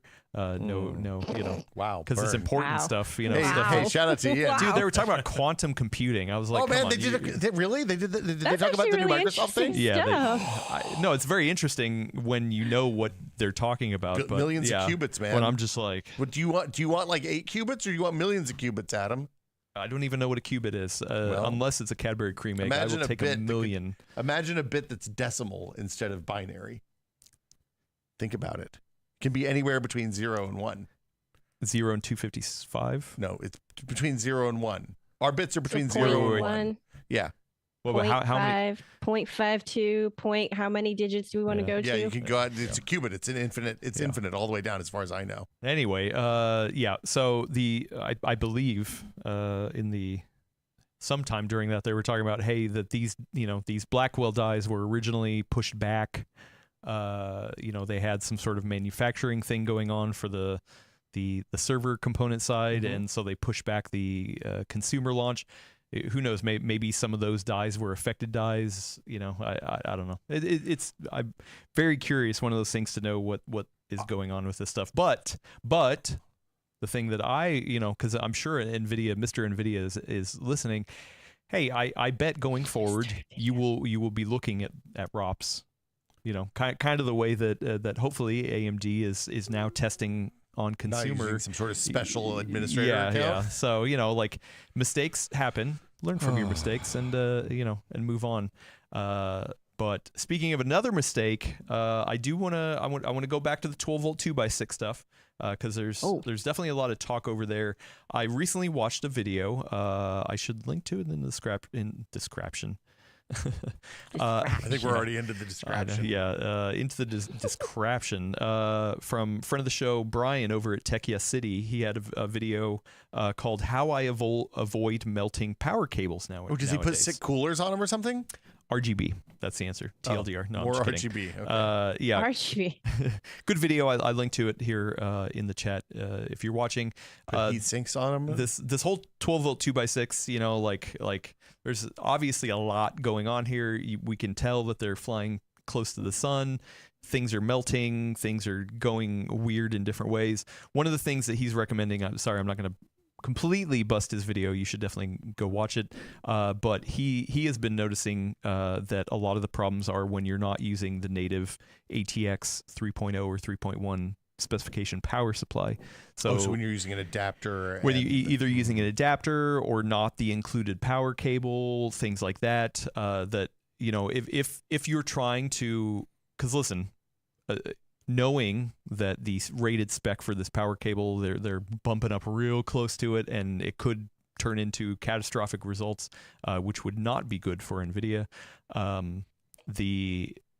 Another way to protect yourself is to use power supplies that are standardized like that. And I realized we had a question last week about somebody asking, "Hey, should I get a new power supply for a 50 series.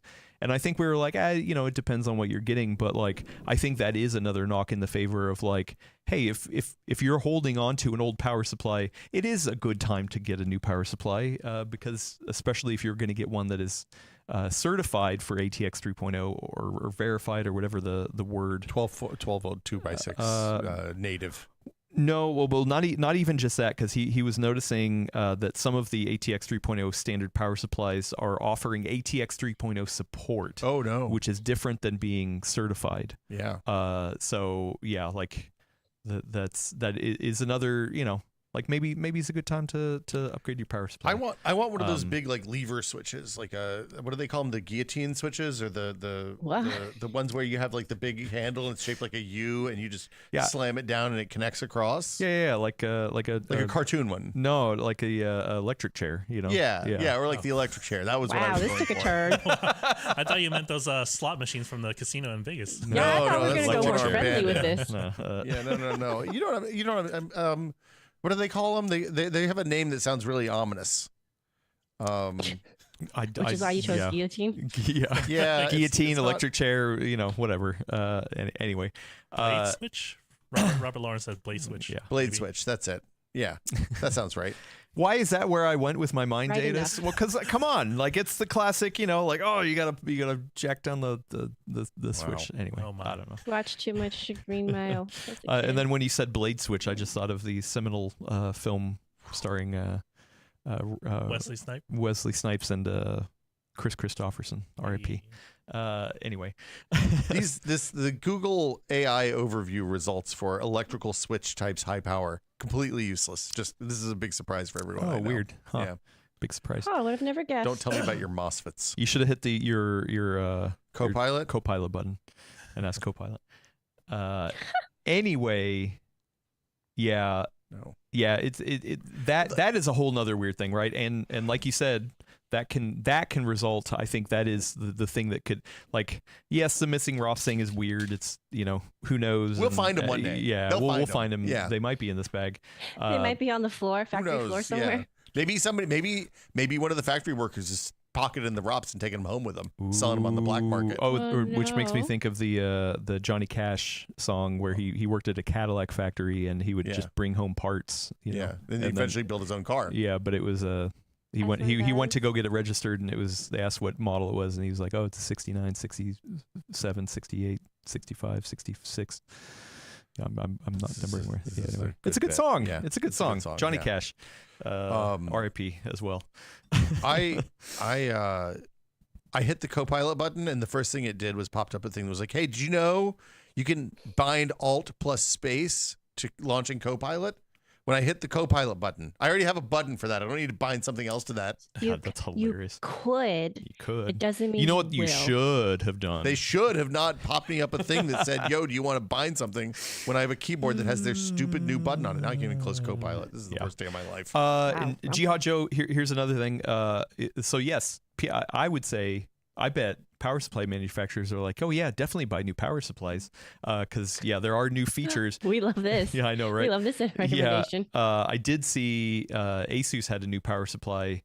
Oh God, I can't remember. Thor. Yeah. One of their new Thor ones, the high-end power supply that had had actual readout. You can go in and there was a software readout per pin. Oh, that's nice. Yeah. So, and then I know the new MSI power supply that we have on our test bench, you plug into a USB header, and I can't remember what you can get out of it, but you can get more information. So I actually think that is one interesting knockoff effect, is that like power supplies need to get smarter, and what you're getting out of a power supply can well, I thought that was the point of the 4-pin on the top, right? The little tiny 4-pins was to send signal back and forth. Yeah, but I don't think it's surfacing that to the user level. I think some of these other things that the power supply manufacturer adding on top is like, oh, okay, well, not only are we monitoring it, we're showing you what we're monitoring, and you can. It's like the temperature of my liquid in my AIO loop. So anyway, what else are we raging about? What other GPU problems should we talk about while we're on this segment?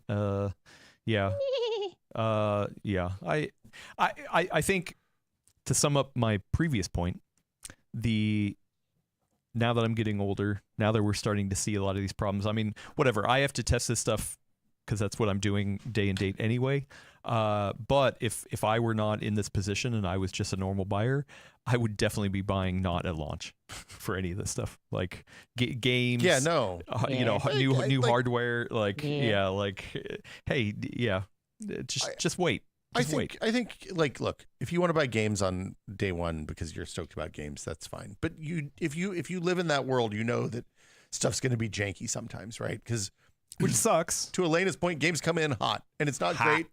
It's not great. It's not what you want. Known shippable is a term that I've learned about. Yeah, there's a big difference between a $60 game that has a handful of known shippable bugs and a $2,000 video card that's going to burn your house down, right? Like, there's a pretty wide range there.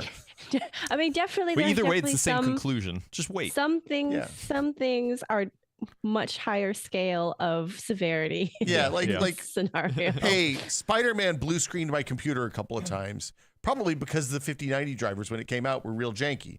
It's fine now. That's been 2 weeks. I just play now. It's much better. If the 5090 so you're saying just buy it. I say buy the game. Maybe hold off on the video card. I'm sorry.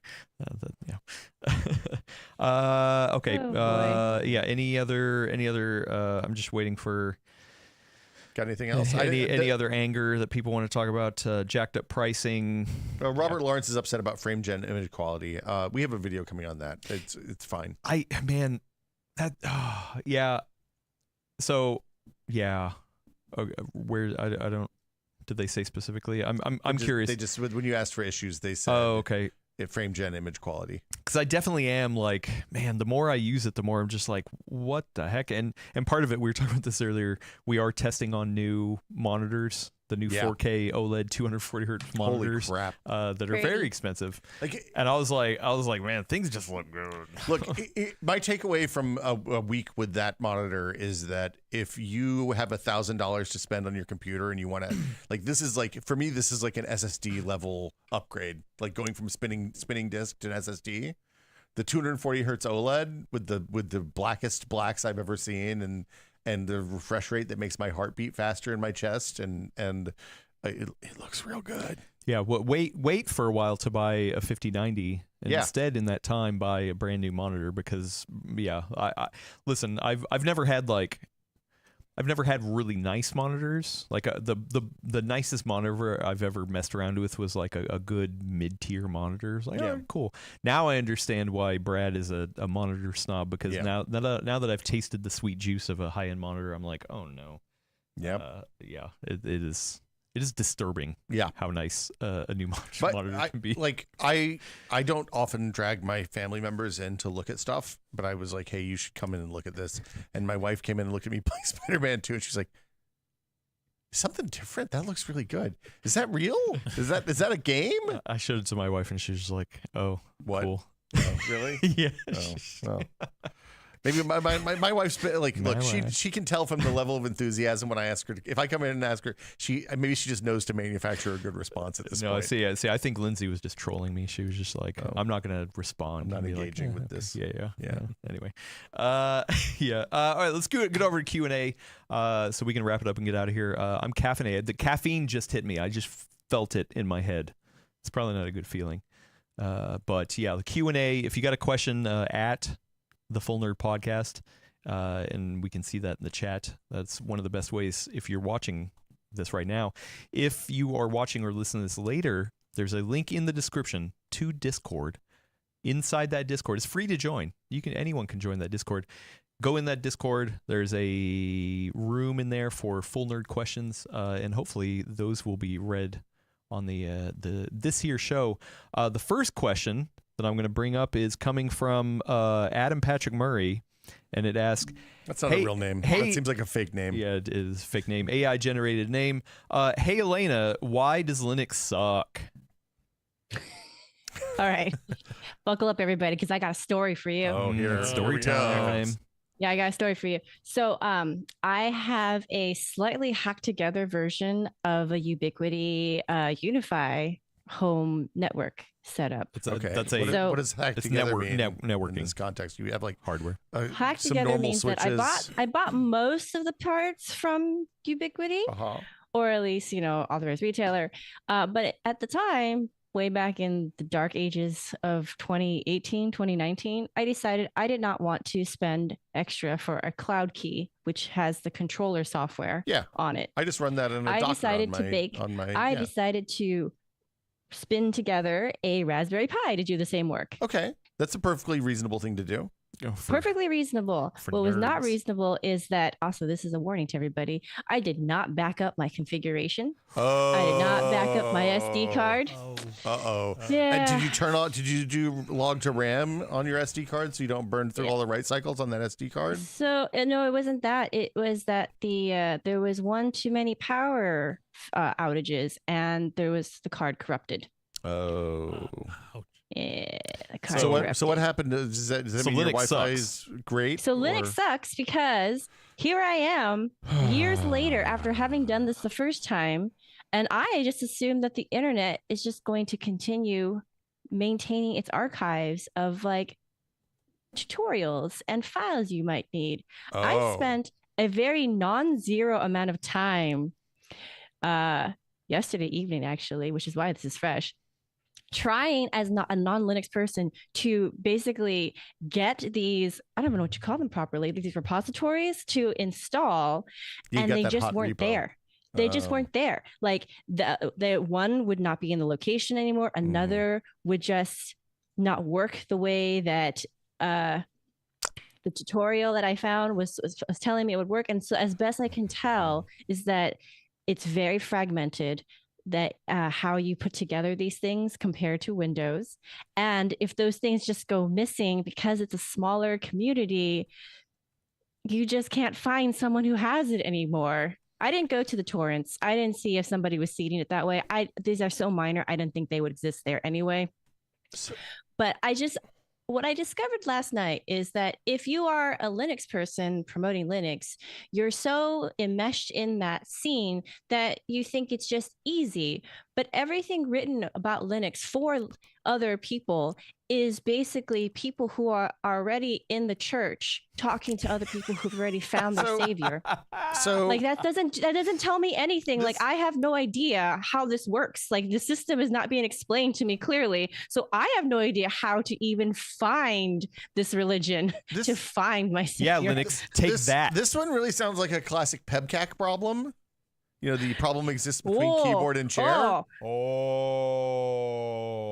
wow. Okay. Is it though? Is it though? Because if you are trying to recruit people to your group, I'm not going to even call it a cult. Don't do that. You've been telling us this whole time, 2025 is the year of Linux. She tried Linux, if you want and to it recruit sucks. people to your group, you have to make it accessible to them. You can't expect them just to say, oh, I get it. I understand how this works immediately, because all these esoteric things that are completely different than anything that I've had to encounter previously in my life are just going to magically make sense. Yeah. And I am somebody who is not that bad with technology. I'm not great at it, but I am better at it than a lot of people that I know. Can you really imagine every normie in your life trying to do what I did last night? Will? Okay. So what's your answer, Mr. Linux?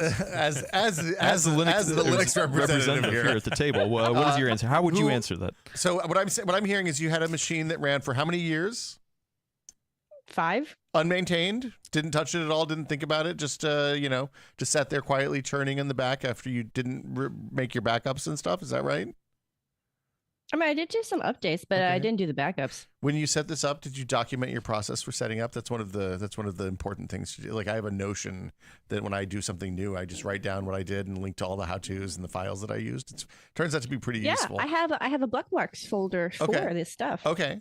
Did you do this in Docker, or did you do this just raw on the metal? I don't even know what Docker is, Will. So this is what I'm talking about. Yeah, Will. This is what I'm talking about. There are things that Linux people expect you to know about that they don't explain. They just say, hey, this is what I've done. And you're like, I don't even freaking know what that means, man. Yeah, but because I don't know what it's like when you first learn how to cook and somebody's like, so you just need to like braise this on the side, or you just need to reduce the liquid, and you're just like, I don't really know what that means, so I'm just going to do my best with it. I'm just going to dump out the liquid, which is not how you do it for flavor, right? But you don't know that when you're new. You don't understand it, and you don't know why it's not tasting right. So which distro were you using, Elena?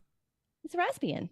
Or I guess now Raspberry Pi OS. Oh, Raspberry Pi OS. So so here's what you want to know. What actually happened? What's hosed you here? Oh, that's the other thing too. Yeah. Because it's a fork. Like there are some things that you have to have the one that's going to work for like the little Raspberry Pi thing. Isn't there a Raspberry Pi creator tool that just does the Ubiquity? Hold on, I'm looking. Well, in the meantime, there used to be a script that worked, I think, but I'm like, again, like it's just. So, it's a bunch of people who know what they're doing, talking to other people who already know what they're doing. I feel Elena's pain here for a couple reasons. I can have some anecdotal evidence here, not for Linux specifically. Why do you keep hitting me as when you talk about Raspberry Pi and Linux? Every time you say Linux, you hit me again. Yeah, that's what you get. I'm calling. Oh yes, Matt. Does this count as the fill-in rant of the week? Here we go. I'm gonna turn around on my chair. So listen. Adam's here we go. I didn't turn my chair around. Yeah, you I didn't turn my chair around. Windows closed. I have not. I'm not somebody who likes to cook. I'm not good at cooking. I mean, I'll do some basic things. I can make a really good peanut butter and jelly sandwich. If you want me to make a peanut butter and jelly sandwich, Willis, come over sometime. I'll make you a really good peanut butter and jelly sandwich. You could just bring the peanut butter and jelly and bread here and make it here. I could do it here.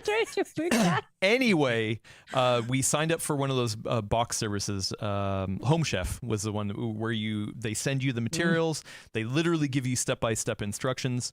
And some of those instructions would say something like roux, or like words that I was like, I don't ROUX. Yeah, like the French word. Julienne. Yeah, certain things, or sometimes the instructions I would point out to my wife Lindsay. I'd be like, hey, you know what? Like, as somebody who doesn't know how to cook, some of these instructions actually don't make sense. Like, and she's like, oh no, you just know how to do this. And I was like, no, I don't just know how to do this. Exactly. You have to assume that you don't know how to do something, especially when you're doing a how-to based thing. So, that. Yeah, especially when it's a kit. Why would you, if someone already knew how to do these things, why would you want the kit? Or on the other side, so recently when I got my Wii U, I decided to do some things to it, to mod it, right? And I was like, oh, I know technology. I know how to mod something that's going to be easy. And oh my goodness, was it super complicated? Everyone was like, oh my God, it's so easy to mod a Wii U right now. It's been hacked front to back. It's just so easy. And I was like, okay, this should be easy. But I struggled with for a couple days. Like even Lindsay was just like, oh man, you're really struggling with this. I was like, yeah, they're making assumptions that I know exactly how to do certain things, and I don't know how to do it. And it's a rabbit hole of Googling, yeah, right? Because really you're is. like, I don't know what this means, so I'm going to try to do some due diligence and go and search this out, and then you start going down this rabbit hole if you're like still not understanding what is being discussed. Which is why I feel now there's just more things on the side quest of knowledge to understand. Which why is a valuable somebody who can write a really good how-to. Can be like in a newsletter, on a website, in a video form. Like I've made, we've made a bunch of how-tos over the years, and some of them, like I have a how-to that's how to install NVMe or an SSD in your system. I'm not going to toot my own horn here, but I worked really hard on it and thought about all the different ways somebody can come at it or have questions, stuff like that. And when you put a lot of thought and care into a how-to and you put it out there and people appreciate it, that's awesome. Yeah, it feels good. Yeah, and so like for the cooking thing, for that how-to, I was like, ooh, that's a weird when it would stumble here. The Wii U thing. I mean, I eventually figured it out just by blind luck in some areas, but this Linux thing, dude. Are you? Yeah, like this seems like you know how to. So yeah, we're going back to Linux. Okay, you are Elena. Yeah, the circle of background. Elena, you are a smart person. Wait, I need to turn my chair around. Hold on. Will's turning his chair. Elena's turning his chair. Everyone's turning. We're having arms. Yeah, we're having the chat because Linux. I can imagine Elena struggling with Linux, and she's not a dumb person. No, I don't. She's a smart person. I mean, sometimes I'm dumb. So here's the problem with the hard part of doing Linux stuff when you don't do a lot of time with Linux stuff is always that you're working in a context that you don't understand, right? Like when we're working on Windows stuff now, we understand the language of Windows. We understand that you go to the start menu and some stuff lives in the settings and some stuff lives in the registry. And in Linux, it's all just buried in a bunch of text files in like /var/opt or something stupid. I don't even know what that means. It's a part of the file system. You don't have to worry about it. It's like the app data folder on your computer, basically. The TLDR is... The thing that happened in probably the 5 years since you set this up is that everybody's gone Docker crazy. Docker is like, it's not quite a virtual machine. That way. Yeah, it does seem that way from all the many forums I was trying to sift through. Yeah, because the instructions are going to be to tell you to use Docker to do this, which is the right answer. Yes. But also, if you're starting with I don't know what Docker is, you're host, because nobody tells you how to. Look. At the end of the day, I don't think anybody really understands Docker. I think that they just know which quote commands. Mr. Linux. Yeah. Nobody understands Docker. So the thing about what Docker is, and this is important if you're going to run Linux stuff on a server type basis now, is it's like a virtualization infrastructure. So instead of running a VM, which is like a full OS, Docker takes the bits of the OS that you need for the application you run and sets up an environment for them. So like say you have an application that uses Python, and because every application has to be shipped with the version of Python it uses, and you want to have 4 different Python apps running on the same computer, and one of them needs Python 3.6, and one of them needs Python 3.8, one of them needs Python 3.10. Normally, if you want to do that on a computer, you'd be host. It just doesn't work. But with Docker, what you do is say, okay, we're going to make this little bit of the computer the Python 3.6 one, and this the little 3.8 one, and this one the 3.10 one. And the upshot is, I've said upshot a lot this episode, but the upshot is you can go to this place called Docker.content.town. My new newsletter. There's a big repository, a repo, if you will, of Docker containers that people have made. And it lets you set up a little bit of your computer and say, okay, all you do is take the stuff that needs to go into this, which in the case of your Unify thing is just network access, and it just runs it. And then you can access it from an IP address or a port on your machine. And you do it with the web interface, just like you always did, or with their it's like a little application. Basically, Docker is an environment where you can set up little pre-made kits. Yeah, basically, and so software kits. So the benefit of using Docker is you don't have to do any of the script stuff to set that up, because one nerd did that already, and you just benefit from their work and download the little image and run it on your computer, and it's good to go. Well, but how do we know it works on her hardware specifically? Docker is magic. We already established this. Nobody understands how it works. It just docks with itself. It's arcane magic. Yeah, we don't question the arcane ways. Yeah. Now it sounds like Apple. This sounds like Steve Jobs being like, it should just work. And just to be clear, the way you install Docker on like a Raspberry Pi is you open it up at the terminal and you run like 3 commands, right? And it downloads it from the internet, and then it's there.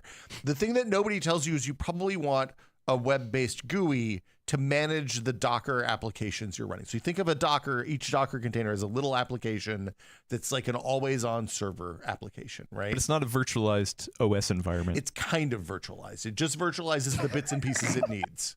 So the benefit of doing that is it's lighter weight than yeah. Okay. Oh yeah, Linux sounds amazing. Yeah, all this Docker talk has made me figure out Linux is awesome. Here's the thing, Will. Yeah. I actually, I'm on my rant. I'm like, my chair hasn't been turned back around yet, but I will say, as I was going down this rabbit hole, there are definitely some like very technical things in it that I'm like, no, I like this. Like, I like that I don't have to open a browser tab, download a file, click on it to install it. Like, I can literally just tell through my command prompt or whatever it's called, terminal, and say, hey, go get this for me.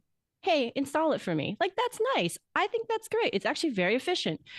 But it's esoteric as hell. Well, so this is my point. The thing that the nerds don't ever tell you, because they're like, just do it from the command line. Use Nano or use VI to go in and edit a bunch of text files. I know what a pipe is. Yeah, you can pipe something into something else.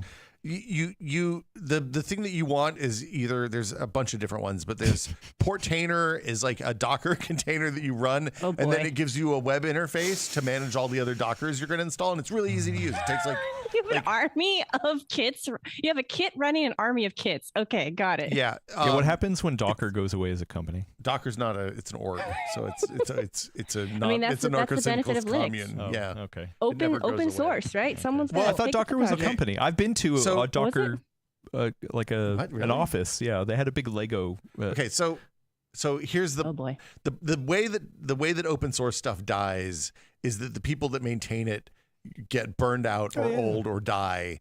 And and then nobody else is like, yeah, I want this pain and suffering.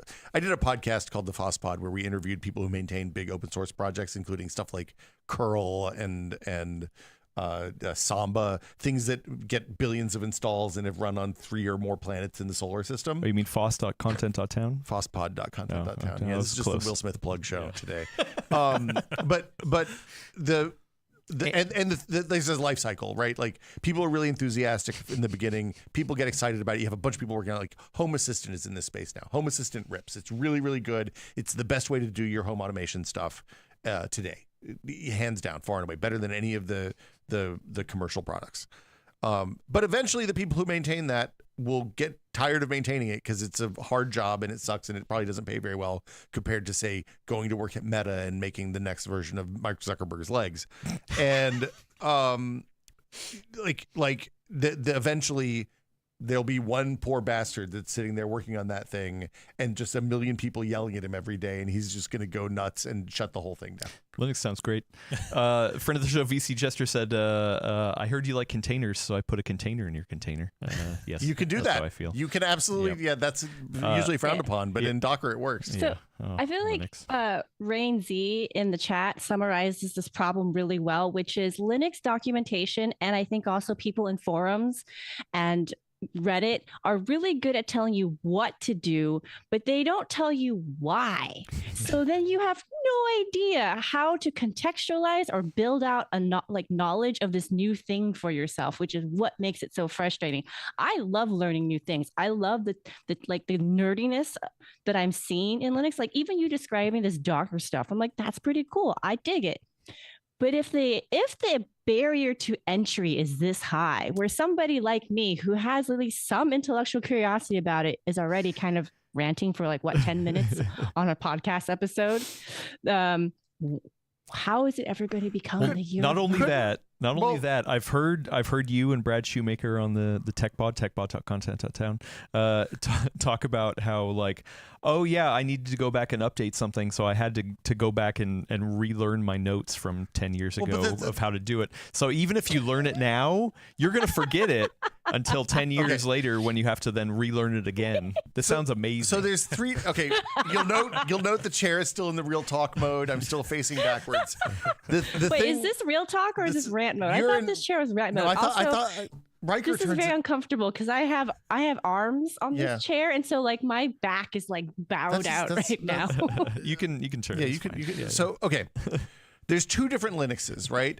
There's Linux on the desktop, of which I think because Microsoft is killing billions of computers this year with the Windows 10 shutdown. Just use it.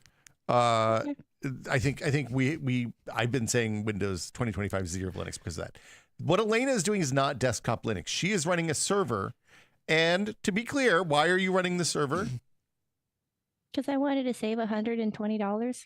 Yeah. How much time did you spend on this roughly yesterday or Sunday? When I first set it up, it did not take much time at all. Yeah, that's true. Because all the files I needed were still there. So my problem is I can't install MongoDB right now. I also can't install, I guess I haven't tried it yet, but I assume I also can't install the version of Java that I need as well. So can I ask you a stupid question? No. It's not stupid because I can tell from your tone of voice you're leading to something. Yeah. Are you using Raspbian, right? Does Raspbian have a package Raspberry manager? Pi OS now. Does Raspberry Pi OS have a package manager like apt or something like that? I haven't used Raspberry Pi OS. I assume so, yeah. I tried doing it that way. There's nothing. When I put out the call, there's no answer. When you go, I sent you a link on the Discord, on the Slack that takes you to a page on Ubiquity's website that's called Updating and Installing Self-Hosted Unified Network Servers, (Linux, close parentheses). And I will look at that later. I don't want to turn this whole Q&A section into my troubleshooting. I just wanted to rant for a bit. I think it's based on Debian, right? So it should be apt. It's based on Debian. You should be able to follow these instructions. But it's like an ARM. It has to be for an ARM version of Debian, basically. Oh. Yeah. See, this is so for what it's worth, I do the exact same thing and I run it in a Docker container. It took me about 5 minutes to set up, and I haven't thought about it since then. That was the rage face. That was what I was looking for. Yeah. Okay. All right. Yeah. Okay. Yeah. Linux, great. I love it. So man, TLDR, so I went on eBay and I bought a cloud key for $30. Bingo. There's the right seat. There you go. So for the people for whom $30 is a valuable amount of money, that's a perfect solution. Someone saving $120 was about worth the amount of time we spent on this at this point. See, I would say that's the glory. Everyone talks about the Steam Deck as being more console-like. Yeah. Right? Yeah, that's the benefit of desktop Linux. See, yeah, I don't think that's the thing people should be praising for. It's to get all these people to use Linux and not realize that they're using Linux. I'm hitting you again. Why are you not hitting realizing me? that you're using Linux again. Adam, that's an HR violation. Just want you to know. That's fine. He's a touching and bad contractor. touching, He's Adam. a contractor. That's a lawsuit, Adam. VCJ, yeah, this is abusive work environment. That's what you get. Hostile work environment. VC Jester has a good question though. Well, I'm getting to this question. This next question. Oh. SteamOS by this is from friend of the show Star Screamus. Asks SteamOS for regular desktop computers when? Because I think, listen, you have to not the great thing about SteamOS is that you don't realize you're just running Linux. You can do it right now. I know you can do it right now. Yeah. And yeah, I've thought about that, like dedicating either my small form factor box that I game on, or like taking a laptop and just saying, hey, you know what, this is just the SteamOS laptop, just to see what that experience is like. You could bring your Steam Deck and a dock and a keyboard and mouse and a monitor in and do that too if you were crazy. For sure. But yeah, I think the glory of that is that you don't even realize, you don't have to worry about Dockers, you don't got to worry about containers or apt or GitHub or any of that kind of stuff, because it's Linux, yes, but it's making it easy to digest. But if you're going to use it on the desktop for like normal computer stuff, you're going to install stuff like Firefox and maybe Chrome. I don't know, whatever you want. You can put Edge on there, I think, if you want. Chromium. No, you can just do Chrome too. Chrome, there's a Linux version of Chrome, right? Why would you go to the trouble of doing Linux and not actually embracing the full open source life? Some people, fair. Well, listen, but I think this question, they didn't clarify, but I think this question is more along the lines of, hey, I have a laptop that I just game on. If you have a gaming laptop and it's just like, okay, sure, every once in a while I'll open a tab, but say maybe they have something else like a work system, right? Like, or a handheld, right? You know that for the most part, you're just going to game on a handheld. So like, I think that's that scenario where SteamOS would be perfect. Yeah, and like when you install SteamOS on a computer, whether it's Bazite or SteamOS or whatever other thing that involves all the other stuff that has Steam's UI and stuff in it, you also get a desktop environment that you can switch over to, and it works just like a normal computer. If you want to. If you want. And you don't even have to if you don't want to. Yeah. Like if you want to install Battle.net so that you can play Diablo on Battle.net instead of Steam, because that's where you bought Diablo 10 years ago, you can do that, right? If you want to play EA games from the EA.com, whatever that thing is, or used to be Origin, I think it's EA.com again. I don't know, whatever. EA Play. Yeah, you can do that. App, if you want to play non-Fortnite Epic Store games, you can do that. If you like, there's a bunch of stuff that you can play on and install, and then still run from the Steam UI, whatever you want. It's all there. It's like desktop Linux is, depending on which version. The other answer to this is, if you want a desktop Linux experience that's designed to be easy for people coming from Windows or Mac, SteamOS probably isn't it, right? There's like better things like Pop! OS or Mint or something like that that are set up to be a gentler transition from your closed source operating systems. Sure. I just think what Adam is saying, that I don't think he's saying that this is the best option. I think this is a sleeper way of getting people familiar and comfortable and liking Linux. Yeah. Right? Yeah, like it gets you in a gentle way. Infiltration. So like some people are talking about it in the consultation of it, right? Yeah. I yes, that's a part of it, but I think it goes deeper than that. It's more like, hey, you're also getting them comfortable with Linux, because guess what? As much as I'm ragging on Linux here, I have went to even on my Steam Deck or when I loaded Bazite on the whatever the other system I did, Ally. Yeah. I went into the Linux desktop, and I mean, some of it was a little esoteric, and I was just like, oh, okay, I don't know how to do this. But yeah, for the most part, I was able to figure that out. Like I could, figure that out. It wasn't too complicated, and so it got me just personally be like, oh, okay, I can. Well, I'm comfortable in here. I mean, look, here's the thing. Linux, whether we like it or not, is all around us. It's in our routers. I don't know, man. I don't see it. It's in our Wi-Fi access points. It's in our I see it in the chat. It's in our head Linux units. It's in our medical utensils. Yeah. All of the things. Is it in this Cadbury egg? Is not in the Cadbury egg. See, but it's probably on the little machine that's running inside this video card. Really? You think Linux is in there? I bet there's Linux code in there somewhere. Wait, it's got missing ROPs, but Linux is in here? Are you just going to shake it at him until it falls out? Yeah. Get the ROPs out. Yeah, the Linux is not coming out. I don't know. I don't believe you.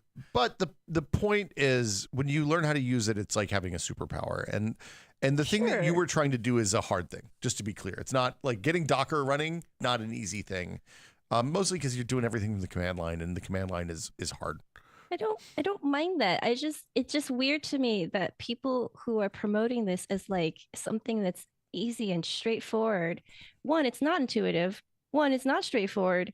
And three, I was coming at it from the perspective of, oh, I just want to do this most basic way because I want to understand it. And then you're like, no, actually the easier way is to do this other thing instead. That of course nobody actually explained because everyone who's in the community was following along with this development and its growth in the community, right? Well, that's kind of what I mean. It's just a little too, it's a little too insular. I mean, this is to a small degree, but I always like to try to keep in mind, same thing almost applies for PC building as well, right? We're in it every day. We know, the ins and outs of building a PC, whatever. But there are plenty of people who are watching our videos or this podcast or whatever who like are don't build PCs that often, or they've never built their first PC and they're thinking about it and they're scared, which is why I've always take the tact of like, hey, let's be accepting. Let's try to help people in. Let them inclusive. Inclusive. Like let people, ask the stupid questions, and help that kind of person come into the fold rather than like maybe keep them away because you're diving so deep into benchmark charts that they're just like, I don't know what this means, I even tried yesterday to be like, there's this flag that's attached to this like thing I'm told to do, right? It's like -I. And I'm like, I wonder what that means. And so I tried looking up in the help, doesn't tell me. I tried Googling it, doesn't tell me because I can't figure out how to Google it accurately, if you know what I mean, right? Because you have to like do it a certain way so that Google doesn't like filters for it properly. And I'm like, if I even know to do this and I can't find the info, what is happening here? Well, Google sucks now because of AI. That's the real problem. Because there's probably 3,000 spam articles generated by machines about that flag. All right. Well, speaking of spam, we got to continue to spam the show with questions because we've got other stuff. Thanks for coming on this like journey of me decompressing from last night, everybody. Look, if you had gotten good, you wouldn't have had these problems. So that's the thing. Okay, I know. Moving on. There's the beef. Moving on. I actually understand this, but I still want to complain about being bad. I've never seen this name before. Sakrep-tna. Ooh, new people. Sakrep-tna. I don't know. Sorry, I'm butchering your name. Asked, will a Ryzen 3600... Oh, I got a package. Will a Ryzen 3600 bottleneck a RX 7800 XT on 1440p going forward? Great question. Oh man, who was it? I recently helped somebody upgrade. It was from the 3600. It was Doug's kid. Well, no. Mikey, my buddy Mikey, the white hat. He's going to be doing some videos with us. I do want to build a new PC for him. I believe he's on a 3600.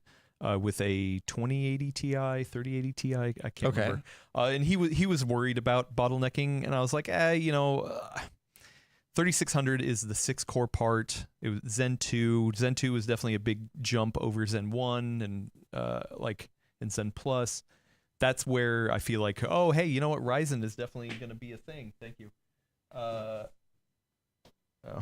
Ryzen is definitely going to be a thing. And that jump to Ryzen 5000, Zen 3 was definitely like, oh, okay, wow, this is definitely a thing. if you're 1440p gaming on a 7800 XT, I guess I'd have to go back and look at my charts when I tested that.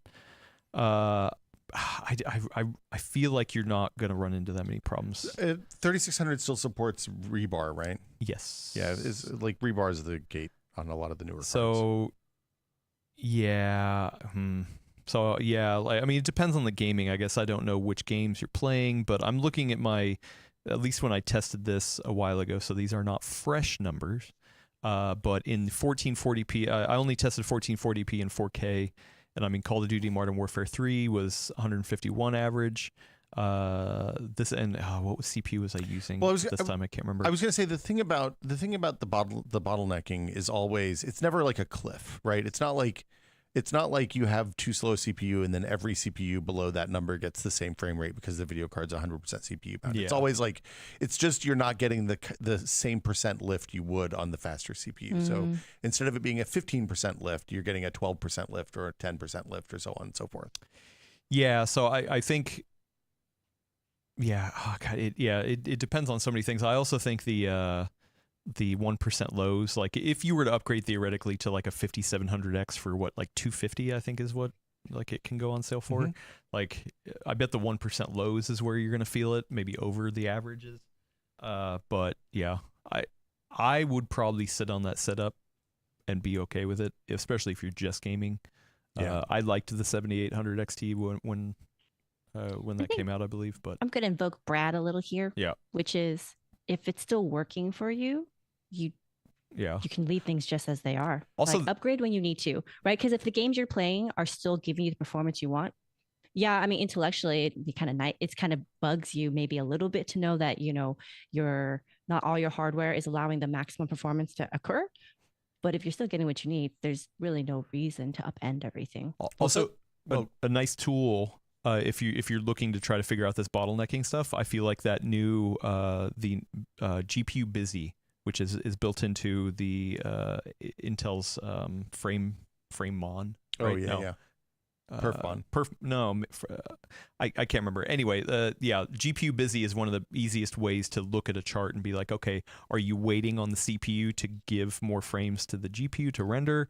It's a nice handy thing. I don't fully understand PresentMon. Yes, thank you.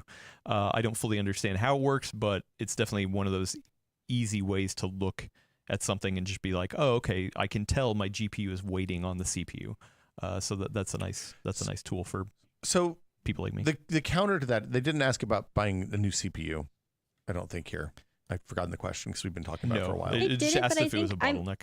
I think I'm just reading into it because I feel like a lot of times people ask that question because even if they're not immediately looking to replace, it's like kind of a thing they're weighing in their head as, oh, I may need to upgrade at some point sooner or at some point before I was anticipating it to. This is something I should take into consideration. I mean, maybe the flip side of it too is if it is going to bottleneck, then they're like, I'm not going to buy it. It's not worth it because I won't be able to get the full money's worth out of it. So you're right. Maybe I shouldn't read into it that way. It's just that most often when we've gotten that question, it's kind of that's an unspoken question in there. Or that's the CPU they have and they're wanting to upgrade to a 7800 XT without knowing what GPU they're on now. Like, would you rather spend that money on a CPU or would you rather spend it on a GPU? Most often, even if you have a CPU bottleneck, you can buy your way out of more GPU performance. So yeah, I think that's anyway. The other thing about Elena's got a phone call. She'll be right back. The 3600, they're an AM4 board, right? So we're probably at I don't think AMD is going to announce any more AM4 CPUs at this point. I mean, they might. We never know. You never know. They didn't at the CES. I was gonna have a talk with AMD Wolverine himself if they did, but I think like what'll happen as the supply on new AM4 CPUs starts to dry up, the prices will start going up again. And so like you're in the window now if you want to keep that motherboard for another few years of looking for like a faster AM4 processor and dropping that in that machine while those chips are still cheap, like street price or MSRP rather. So I'm looking up the 9700 X3D to see what pricing is. 5700 I'm sorry, X3D. 5700 X3D. Right now on Newegg, at least in the US, 270. So, which is not the lowest that I've seen. I feel like 250. No. Here's an OEM without the box at 250. So I'm not seeing an indication of that drying up. The 5800 X3D is definitely long gone. Yeah. But the 5700 Honestly, X3D seems to AM4 is the gift that just keeps giving. Right. Yeah. Awesome. You know what's another gift? Adam Patrick Murray asks, "Oh hey, what's up with this framework desktop?" I heard that the laptop people are making real computers now.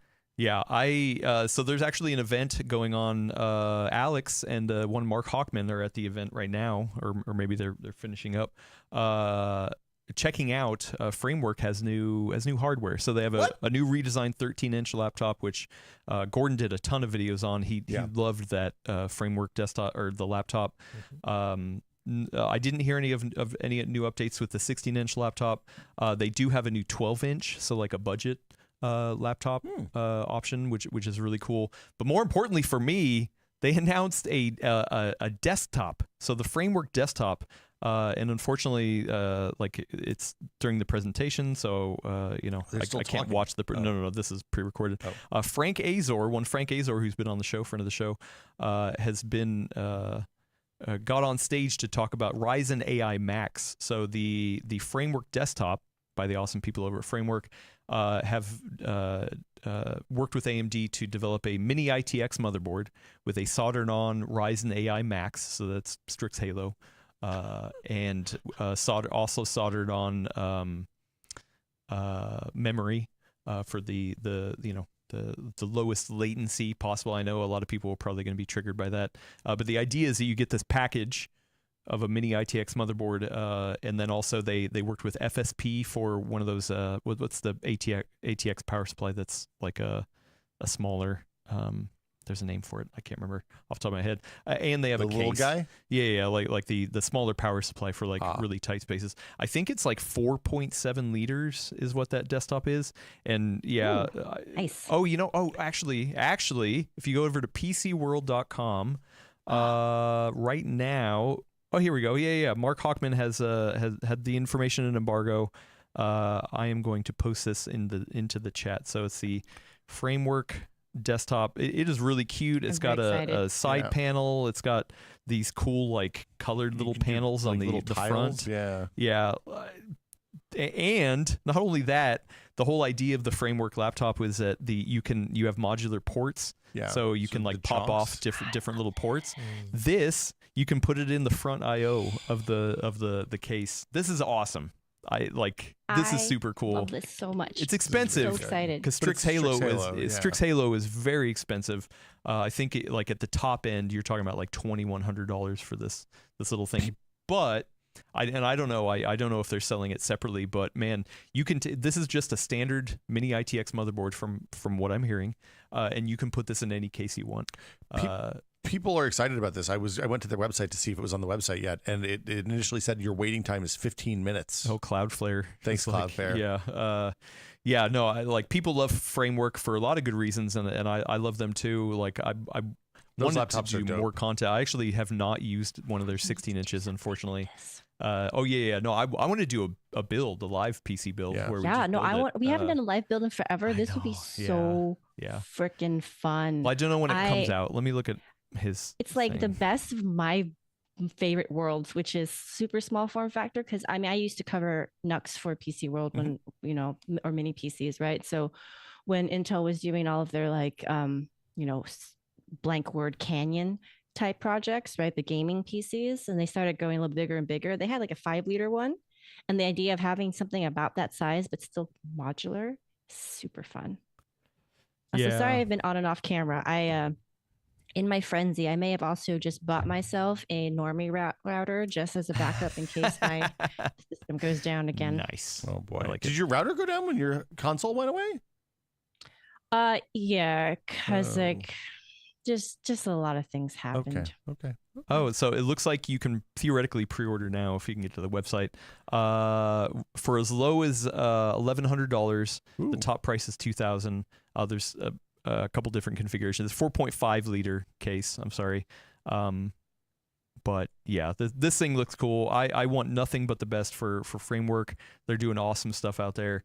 They're actually their headquarters are here in San Francisco. I've always talked about going over and we should go over and hang out. Yeah, they have us really, like they're willing to host us. We should go hang out. They are. Yeah. No, Gordon I would love had to their go main over point of contact over there, so I need to follow up. I love everything about this. Yeah, so super cool. I never thought that they'd get into this, and they did have the thing where you could take the Oh, motherboard from a system and put it in a case. Do you remember that? The Cooler Master like clear case, and that was kind of like almost like a mini PC that you could the one where you had the compute unit basically, and you could just like interchange them. Yeah. So like I thought maybe it would be a little more along the lines of this. No, this is straight is way up more like hands-on. And I also love this front. I know, right? Like I'm sure I'm guessing because of like who they are, they would probably release like I forgot what you call them for like 3D printing, like the recipe or like the info. Yeah. Because can you imagine you could do your own custom, right? Like print your own. Yeah, totally. Basically do your own like design for it. Yeah. So cool, super cool. So yeah, good for them. Theoretically, we have a video that Mark and Alex are shooting, and we'll get that up ASAP because I actually don't see any other videos on YouTube, and yeah, I'm excited to see it. Unfortunately we had the podcast, so I couldn't go, but yeah. Cool stuff. All right. Sorry you had to hang out with us instead of going to the Framework event. Yeah, I know. Yeah, I should have phoned it in. Anyway, let's get to a couple more questions and then we can get out of here because we are already running up on time. Here we go. All right, more GPU questions. Oh boy. Yeah, what are people angry about today? Josh Marshall asks, given all the uncertainty, should I buy a MSRP 5090 Founders Edition? I was just selected in the Nvidia Verified Priority Access campaign to buy one. Wow. Okay. Well, that was another part of the news is that Nvidia had talked about a verified access program to help, defeat scalpers and all that kind of stuff. Josh, I guess I don't know your... let's see. My first question while you do that, my first question would be, what's the return policy like? Yeah, I know, right? And how many friends do you have that would be willing to buy it off of you if you don't like it? Yeah, or don't end up wanting it. They just asked it at 11:15 a.m. So right when we started the show, and then at 12:01 they just said, "Lol, I'm buying it." They're worried about the melting connectors and the ROPs. I'll say, listen, Josh, I don't know the rest of your setup or what you're going to be doing with it. But you should definitely experiment with power limiting or undervolting. I still want to do a video around that because like I think that is have a native ATX 3.0 certified, like an actual power supply, use the cable it comes with, and also power limit it. I feel like that's good ways to give yourself extra peace of mind. Yeah, for sure. So I wish that the Nvidia app worked to do the same thing because there's it's in there. It's still broken. Features in there, doesn't do anything. It's still broken. It acts like it works. That is really weird. But then when you look at it in a real program, it's like, no, man, you're running full speed. My wait time for Framework website just went up from 15 minutes to 16 minutes. I'm at 2 minutes. I'm going to buy one of these. I'm going to have one. I want to have one before. No, I want to buy one first. Anyway, I love that there's so much interest though. Like I want companies like this to succeed. Oh, yeah, like the thing that they're doing is crazy. It's the thing that we asked for 15 years. And then finally somebody was like, yeah, we're going to make a laptop you can upgrade. What? It's easy. We got it. Yeah, no, I love that people are really supporting it, right? Because we've talked so much, especially among enthusiasts, about how much we hate that it's not upgradable, that we can't do anything with it. And then, the big OEMs have made like tiny baby steps towards it, but it never really took because of that market. So the fact that the more enthusiast market is actually truly embracing this is fantastic. And the Linux people love Framework. Linux, since you're a Linux person now, you're all up in there. This is your ride or die. Is this how it works? Yeah. This is how it works. This you're baptized by fire. That's how you are accepted into the group. Look, you've done the command line business. You know what's going on. Once you get that Docker install up and running, you're never turning back. You're gonna be like, I'm gonna run everything. I'm gonna run my own. I'm gonna have so much Google Docs redundancy now. Yeah. Because I have the backup the backup router for if I want to check everything out a window. I just realized that I can at least get everything set up again using a Windows controller. I don't know why didn't think about this at 11:30 p.m. last night, but here we are. Well, the I'm gonna have the cloud key, and then I could still work on the Raspberry Pi 3 if I want to. Well, here's the thing: when these things happen, it's always because at like 11 o'clock, I'm like, oh man, everybody's off the internet. I should do some maintenance, and then I update something, and then everything stops working, and and the next thing you know, it's 4 a.m. and I'm just like, why is this not working? And of course, I'm not making good decisions. Yeah, why did I do this to myself? What have I done?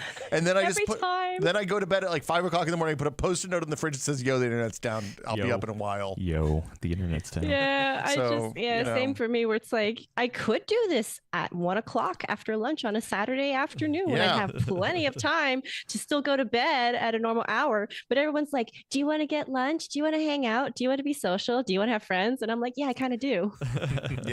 You got to just be like, no, man, I got to update my router. I'm sorry, I can't leave the house. Linux demands you have no friends. Yeah, I'm moving from the last LTS to the current LTS of Debian. It's just what I do on Saturdays now. Yeah, it's pencil. It's a Linux thing you wouldn't understand. Yeah, you wouldn't understand. I had a friend last night who was like, "What's you up to?" And I was like, well, I'm realizing that my setup right now, the switch actually can't service a DHCP server, which I should know, but I am blanking on this."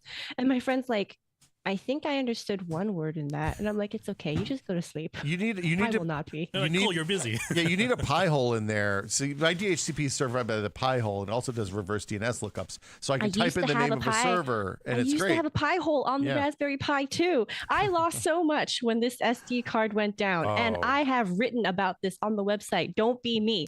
I am the Titanic. Do not hit the iceberg. Back up your stuff. Easy to run on Raspberry Pi. Okay, are we done talking about Linux? I love Linux. This is a Linux show now. PC builders are Linux people 2025 out. You're Linux. I'm sorry, you're Linux. About it. Yeah. So mostly running it stockish. Asked, with all the problems of the 5090 melting connectors, missing ROPs, yada yada yada, what other past computer hardware had problems, and what were they? Examples: the GTX 9070 video memory, the Pentium FDiv bug, etc. I was going to go with Pentium FDiv bug there, so I got nothing. So what happened there? They messed up and the computer didn't do math. Like the computer.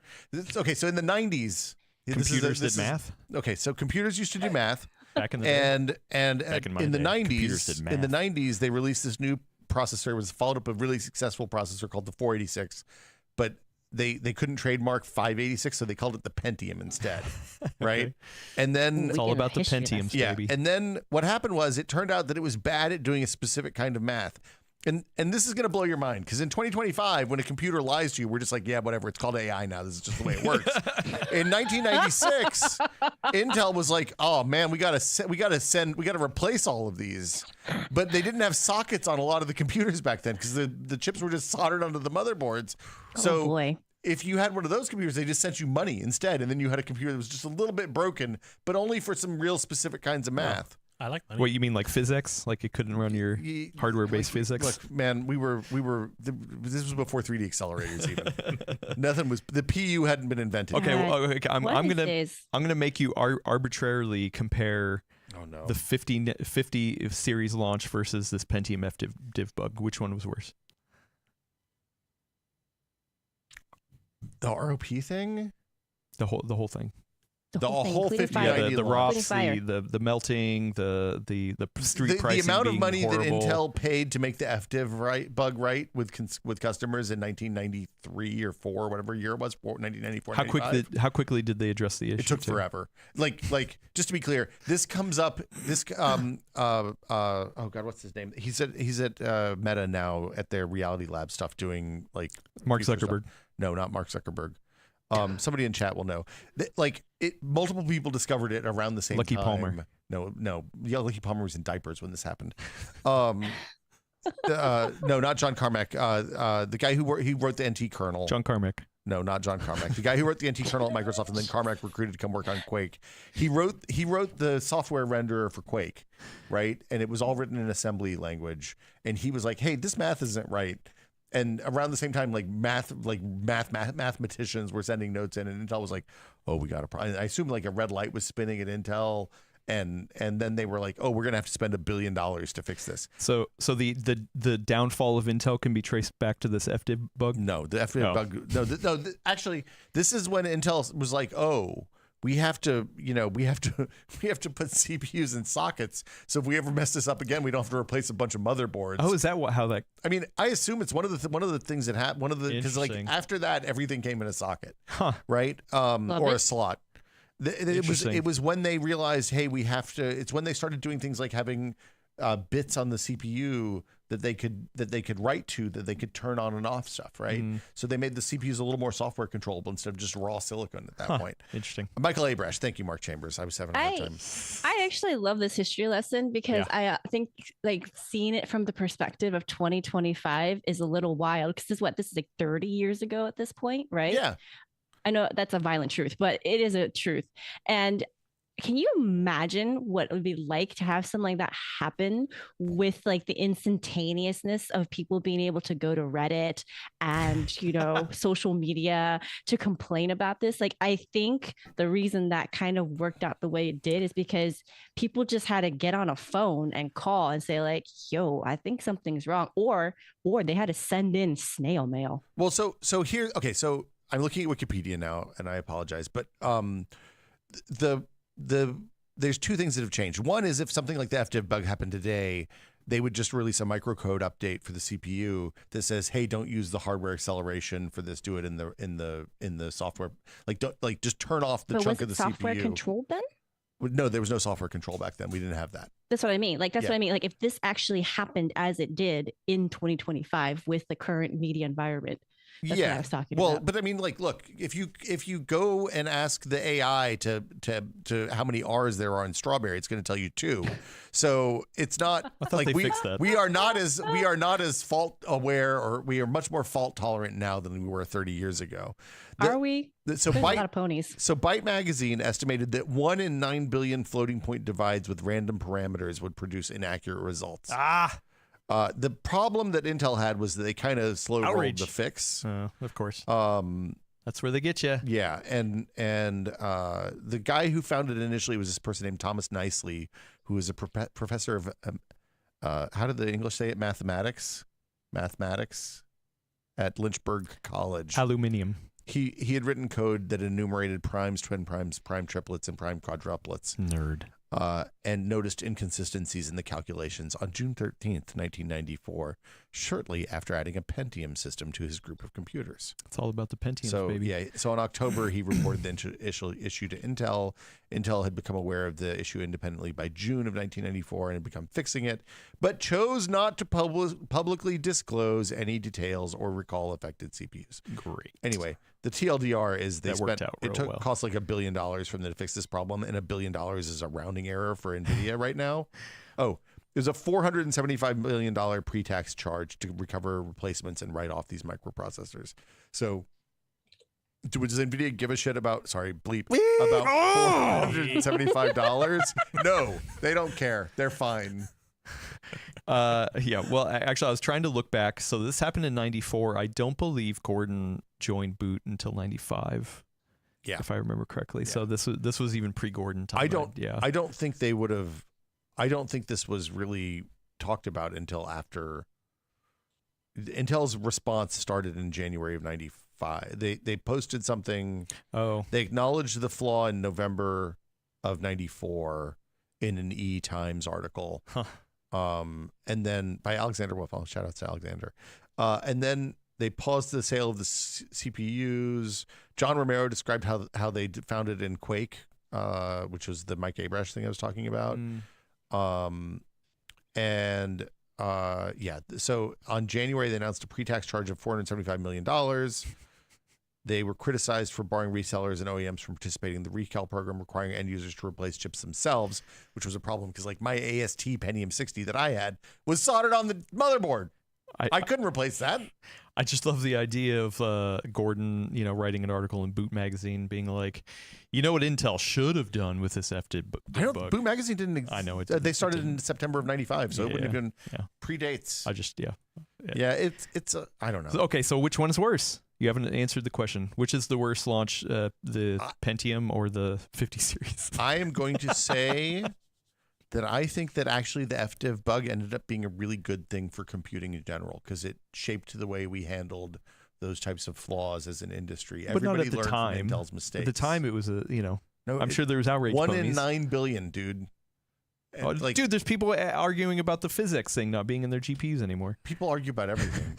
Like, look, you were arguing about Linux a little while ago. I mean, Linux does PC suck, people yeah. just love to argue. Could you use Linux on the Pentium? Yeah, you could. Oh, dang it. The accurate term is that people just love to argue, period. Yeah. Yeah, I mean, look, we didn't argue. Did we argue about stuff like that? No. At the time, I remember feeling like a little raw that I had a busted CPU, but then they sent me enough money to buy a copy of like, I don't know, probably Crisis?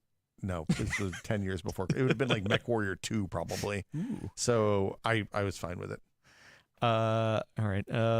Yeah. Okay. Let's get out of here. We got a lot of questions. That was yeah. Rudu says Nvidia's value dropped $7 billion today. So yeah, probably. And like, what is that? A drop in the bucket still for them? Yeah, it's a 7% or something. I don't know. Yep.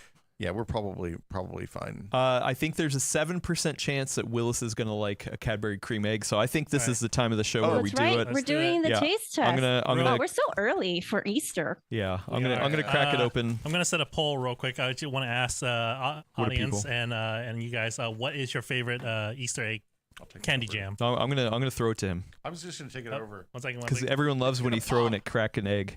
No. You're gonna pop Okay. it. we're Okay, just gonna- so John, before will you it? eat this, Willis, I will say Will gave you advice that I don't necessarily agree with for how to Okay. consume There you go. this. Yeah, He says you have he to wants take you a bite. to wait until you till you melt the entirety of the chocolate until just the Yeah, goo. no, You we're gonna just take it. yeah. You take No, a bite of it, that's and a you no. look at the middle, and you're like, "Ooh, Yeah, that's so gooey," start- and then you throw the rest. Yeah, in. Star Screaming on chat earlier was saying that hey, as an advice, you should hold this warm it in your hand for like a minute or two, No. so it Oh, that's softens terrible up a bit. advice. That's stupid. You don't have the best. The best is the mini eggs. The mini eggs are the bomb. we went over this. Before. I know, but I'm just saying the poll is faulty. Is my People, point. yeah. Willis is cooking the books here. I All right, am, yeah. I don't have. To I'm gonna have one. I'm gonna Not try to peel. Yeah, revolting. so you guys have it first while the poll is also running. So I have Cadbury egg and peace marshmallow, chocolate bunnies, and jelly beans. I don't know if those are like the All right, people, support Peeps. what team are you? Feel how hot this thumb drive is. Ooh, did you get that off the floor? No, it was plugged in my computer. The floor will cool it off. The floor is really cold right now. Mini eggs are the candy coated chocolate eggs. Star Screamiest. They're delicious. Ah, The Canadian ones are better than the U.S. ones, but the U.S. ones are still pretty good. Oh, the bottom's sticking on the yeah, peels. that's how you know it's good. Yeah, It's gooey. You got the gross. goo, the dripping out. Oh, okay. Do you want to? Have you tried the Reese one? I'll try a Reese Yeah, one. try the Reese I one. like a I like the Reese. Reese. It's not my favorite vehicle for Reese's. I like the hearts and the Christmas trees. Best. Yeah. The Christmas It's a tree good for sure. ratio. All right, here we go. Let me see. All right, you, On camera, right on camera, camera. yeah, right on camera. Yeah, All yeah. right. We got to get right, live here we go. reaction. So for audio listeners, he's biting in. He's Oh, being do very do I careful. half or all the way? No, just half. Then you look Don't do- inside and you look at the Don't do cream. all the And way. you're You'll like, kill ooh, yourself look how doing all cute the way. that Ooh, is. This is good. No, the egg. Yeah, so you got the cream, and then Hey. now you bite into it, and you're like, ooh, wow. I was like, do I sip No, on you the egg? didn't- no, the egg no. yolk? Yeah. Yeah, it's not gooey enough that you can just like. Whoop, You gotta get in there with your tongue. Yeah, you just kind of. Oh, boy. Yeah. Luckily, the camera's not on me. Oh my god. I'm trying my Very good. Yeah. I have the That's view. good. I Wait. Hold on. What'd you say? I said I. No. Willis. Is it good? He's good. I like He it. likes it. Hey, Mikey, I think he likes it. Nope. See, he's on I'm the right glad side I'm of history. here and not there, I so mean, that I don't did- have to eat them. I'll Yeah, put exactly. one on the laptop that I- you're gonna come grab. It's got your name on I it. do like this better than Peeps, to be honest. Well, people are terrible. Wow. Now I'm you sorry, have to, Elena. I'm you so have to sorry. dig in. Peeps are a delicacy. Okay, if you mean a delicacy like snails, yes, peeps are gross. If you actually, I like snails, but my point is, peeps are bad. That's all I got. Yep. Sorry. Yeah. Okay. Well, I'm surprised. Willis likes it. All right. Well, don't worry. There's a couple more. So the cream one is not as good, but it's filled with The caramel. one. Yeah. Wait, which The one did he caramel's not try? I good thought either. he tried the caramel one. the basic one. I also brought a caramel just in case you. Oh, want to I try thought that the as well. caramel was the default. No, the default is the cream, The cream. and then the caramel one is just filled with caramel. Have you had the It's caramel? bad way caramel better. too. Here, I'll put this one on the I laptop. will say, then. as I'm getting older, this is a little too sweet for me, but I still like it. Oh, it's very sweet. It's Even very for sweet. me, It's I very love sweet. sweet stuff. No. Like, yeah, I'm gonna feel this. You're not wrong. It's too Yeah. much. American, for people who don't live in the U.S., American candies are really sweet. Yeah. Thank goodness. All right, let's get out here because we should probably eat real food to wash down these Cadbury cream eggs. Check back next week for your fix of PC hardware talk on the Full Nerd. To listen to us on the go, subscribe to us on Apple Podcasts, Spotify, Deezer, YouTube Music, Pocket Casts, anywhere you can point your RSS feed to. Hopefully we are there. If they're not, let us know and we'll get us signed up. If you are on one of the services, definitely review us, rate us, give us all the love or all the hate, whatever you want. Every time you do, Elena has to try a new fork or distro of Linux. Yeah, if she doesn't have enough beard for Arch. yeah. Well, We're trying to work on that. yeah. Gentoo, though, you could compile your own Linux from scratch. That's what No more Linux talk. Go start the full Linux. I want to thank Elena Yee for coming on the show and giving us real talk on how crappy Linux is. Yeah. Next time I'll remember to actually spin my chair around at the appropriate time. Yeah, it's fine. Any time is the appropriate time to spin your chair. Will, I'm sorry that you got demolished in that debate about Linux. That must really hurt for you. But you know what would make him feel better is if you go to next.content.town and sign up for a newsletter. That's true. You can find out how to DDRM your Kindle books before Amazon closes the hole until the next time somebody figures out a hole that lets you DDRM your Kindle Quit closing books. those holes. Then you can put them on your Kobo. You can put them on like whatever you want. You can EPUB them. You can do all sorts of stuff. Calibre is how you pronounce that software. I didn't know that. I thought it was Calibre. Calibre. Oh, yeah, No, I got yelled at because they said Calibre. No, I know, but in my head it'll always It's be Calibre. Yeah, exactly. All right. Well, Willis, I'm glad you got to enjoy the fine taste of a Cadbury cream egg very late in your life. Yes. Yeah, but you got there. You did it. Thanks everybody for hanging out. Thank you, Willis, for controlling vertical stories on us. And before you die of sugar shock, let's get out of here. Thank you, Adam. Wow, that is a little too sweet, but yeah, no, I'm gonna need to have some lunch to kind of wash it all down. Thank you, everyone, for hanging out with us. We'll see you next time. Bye.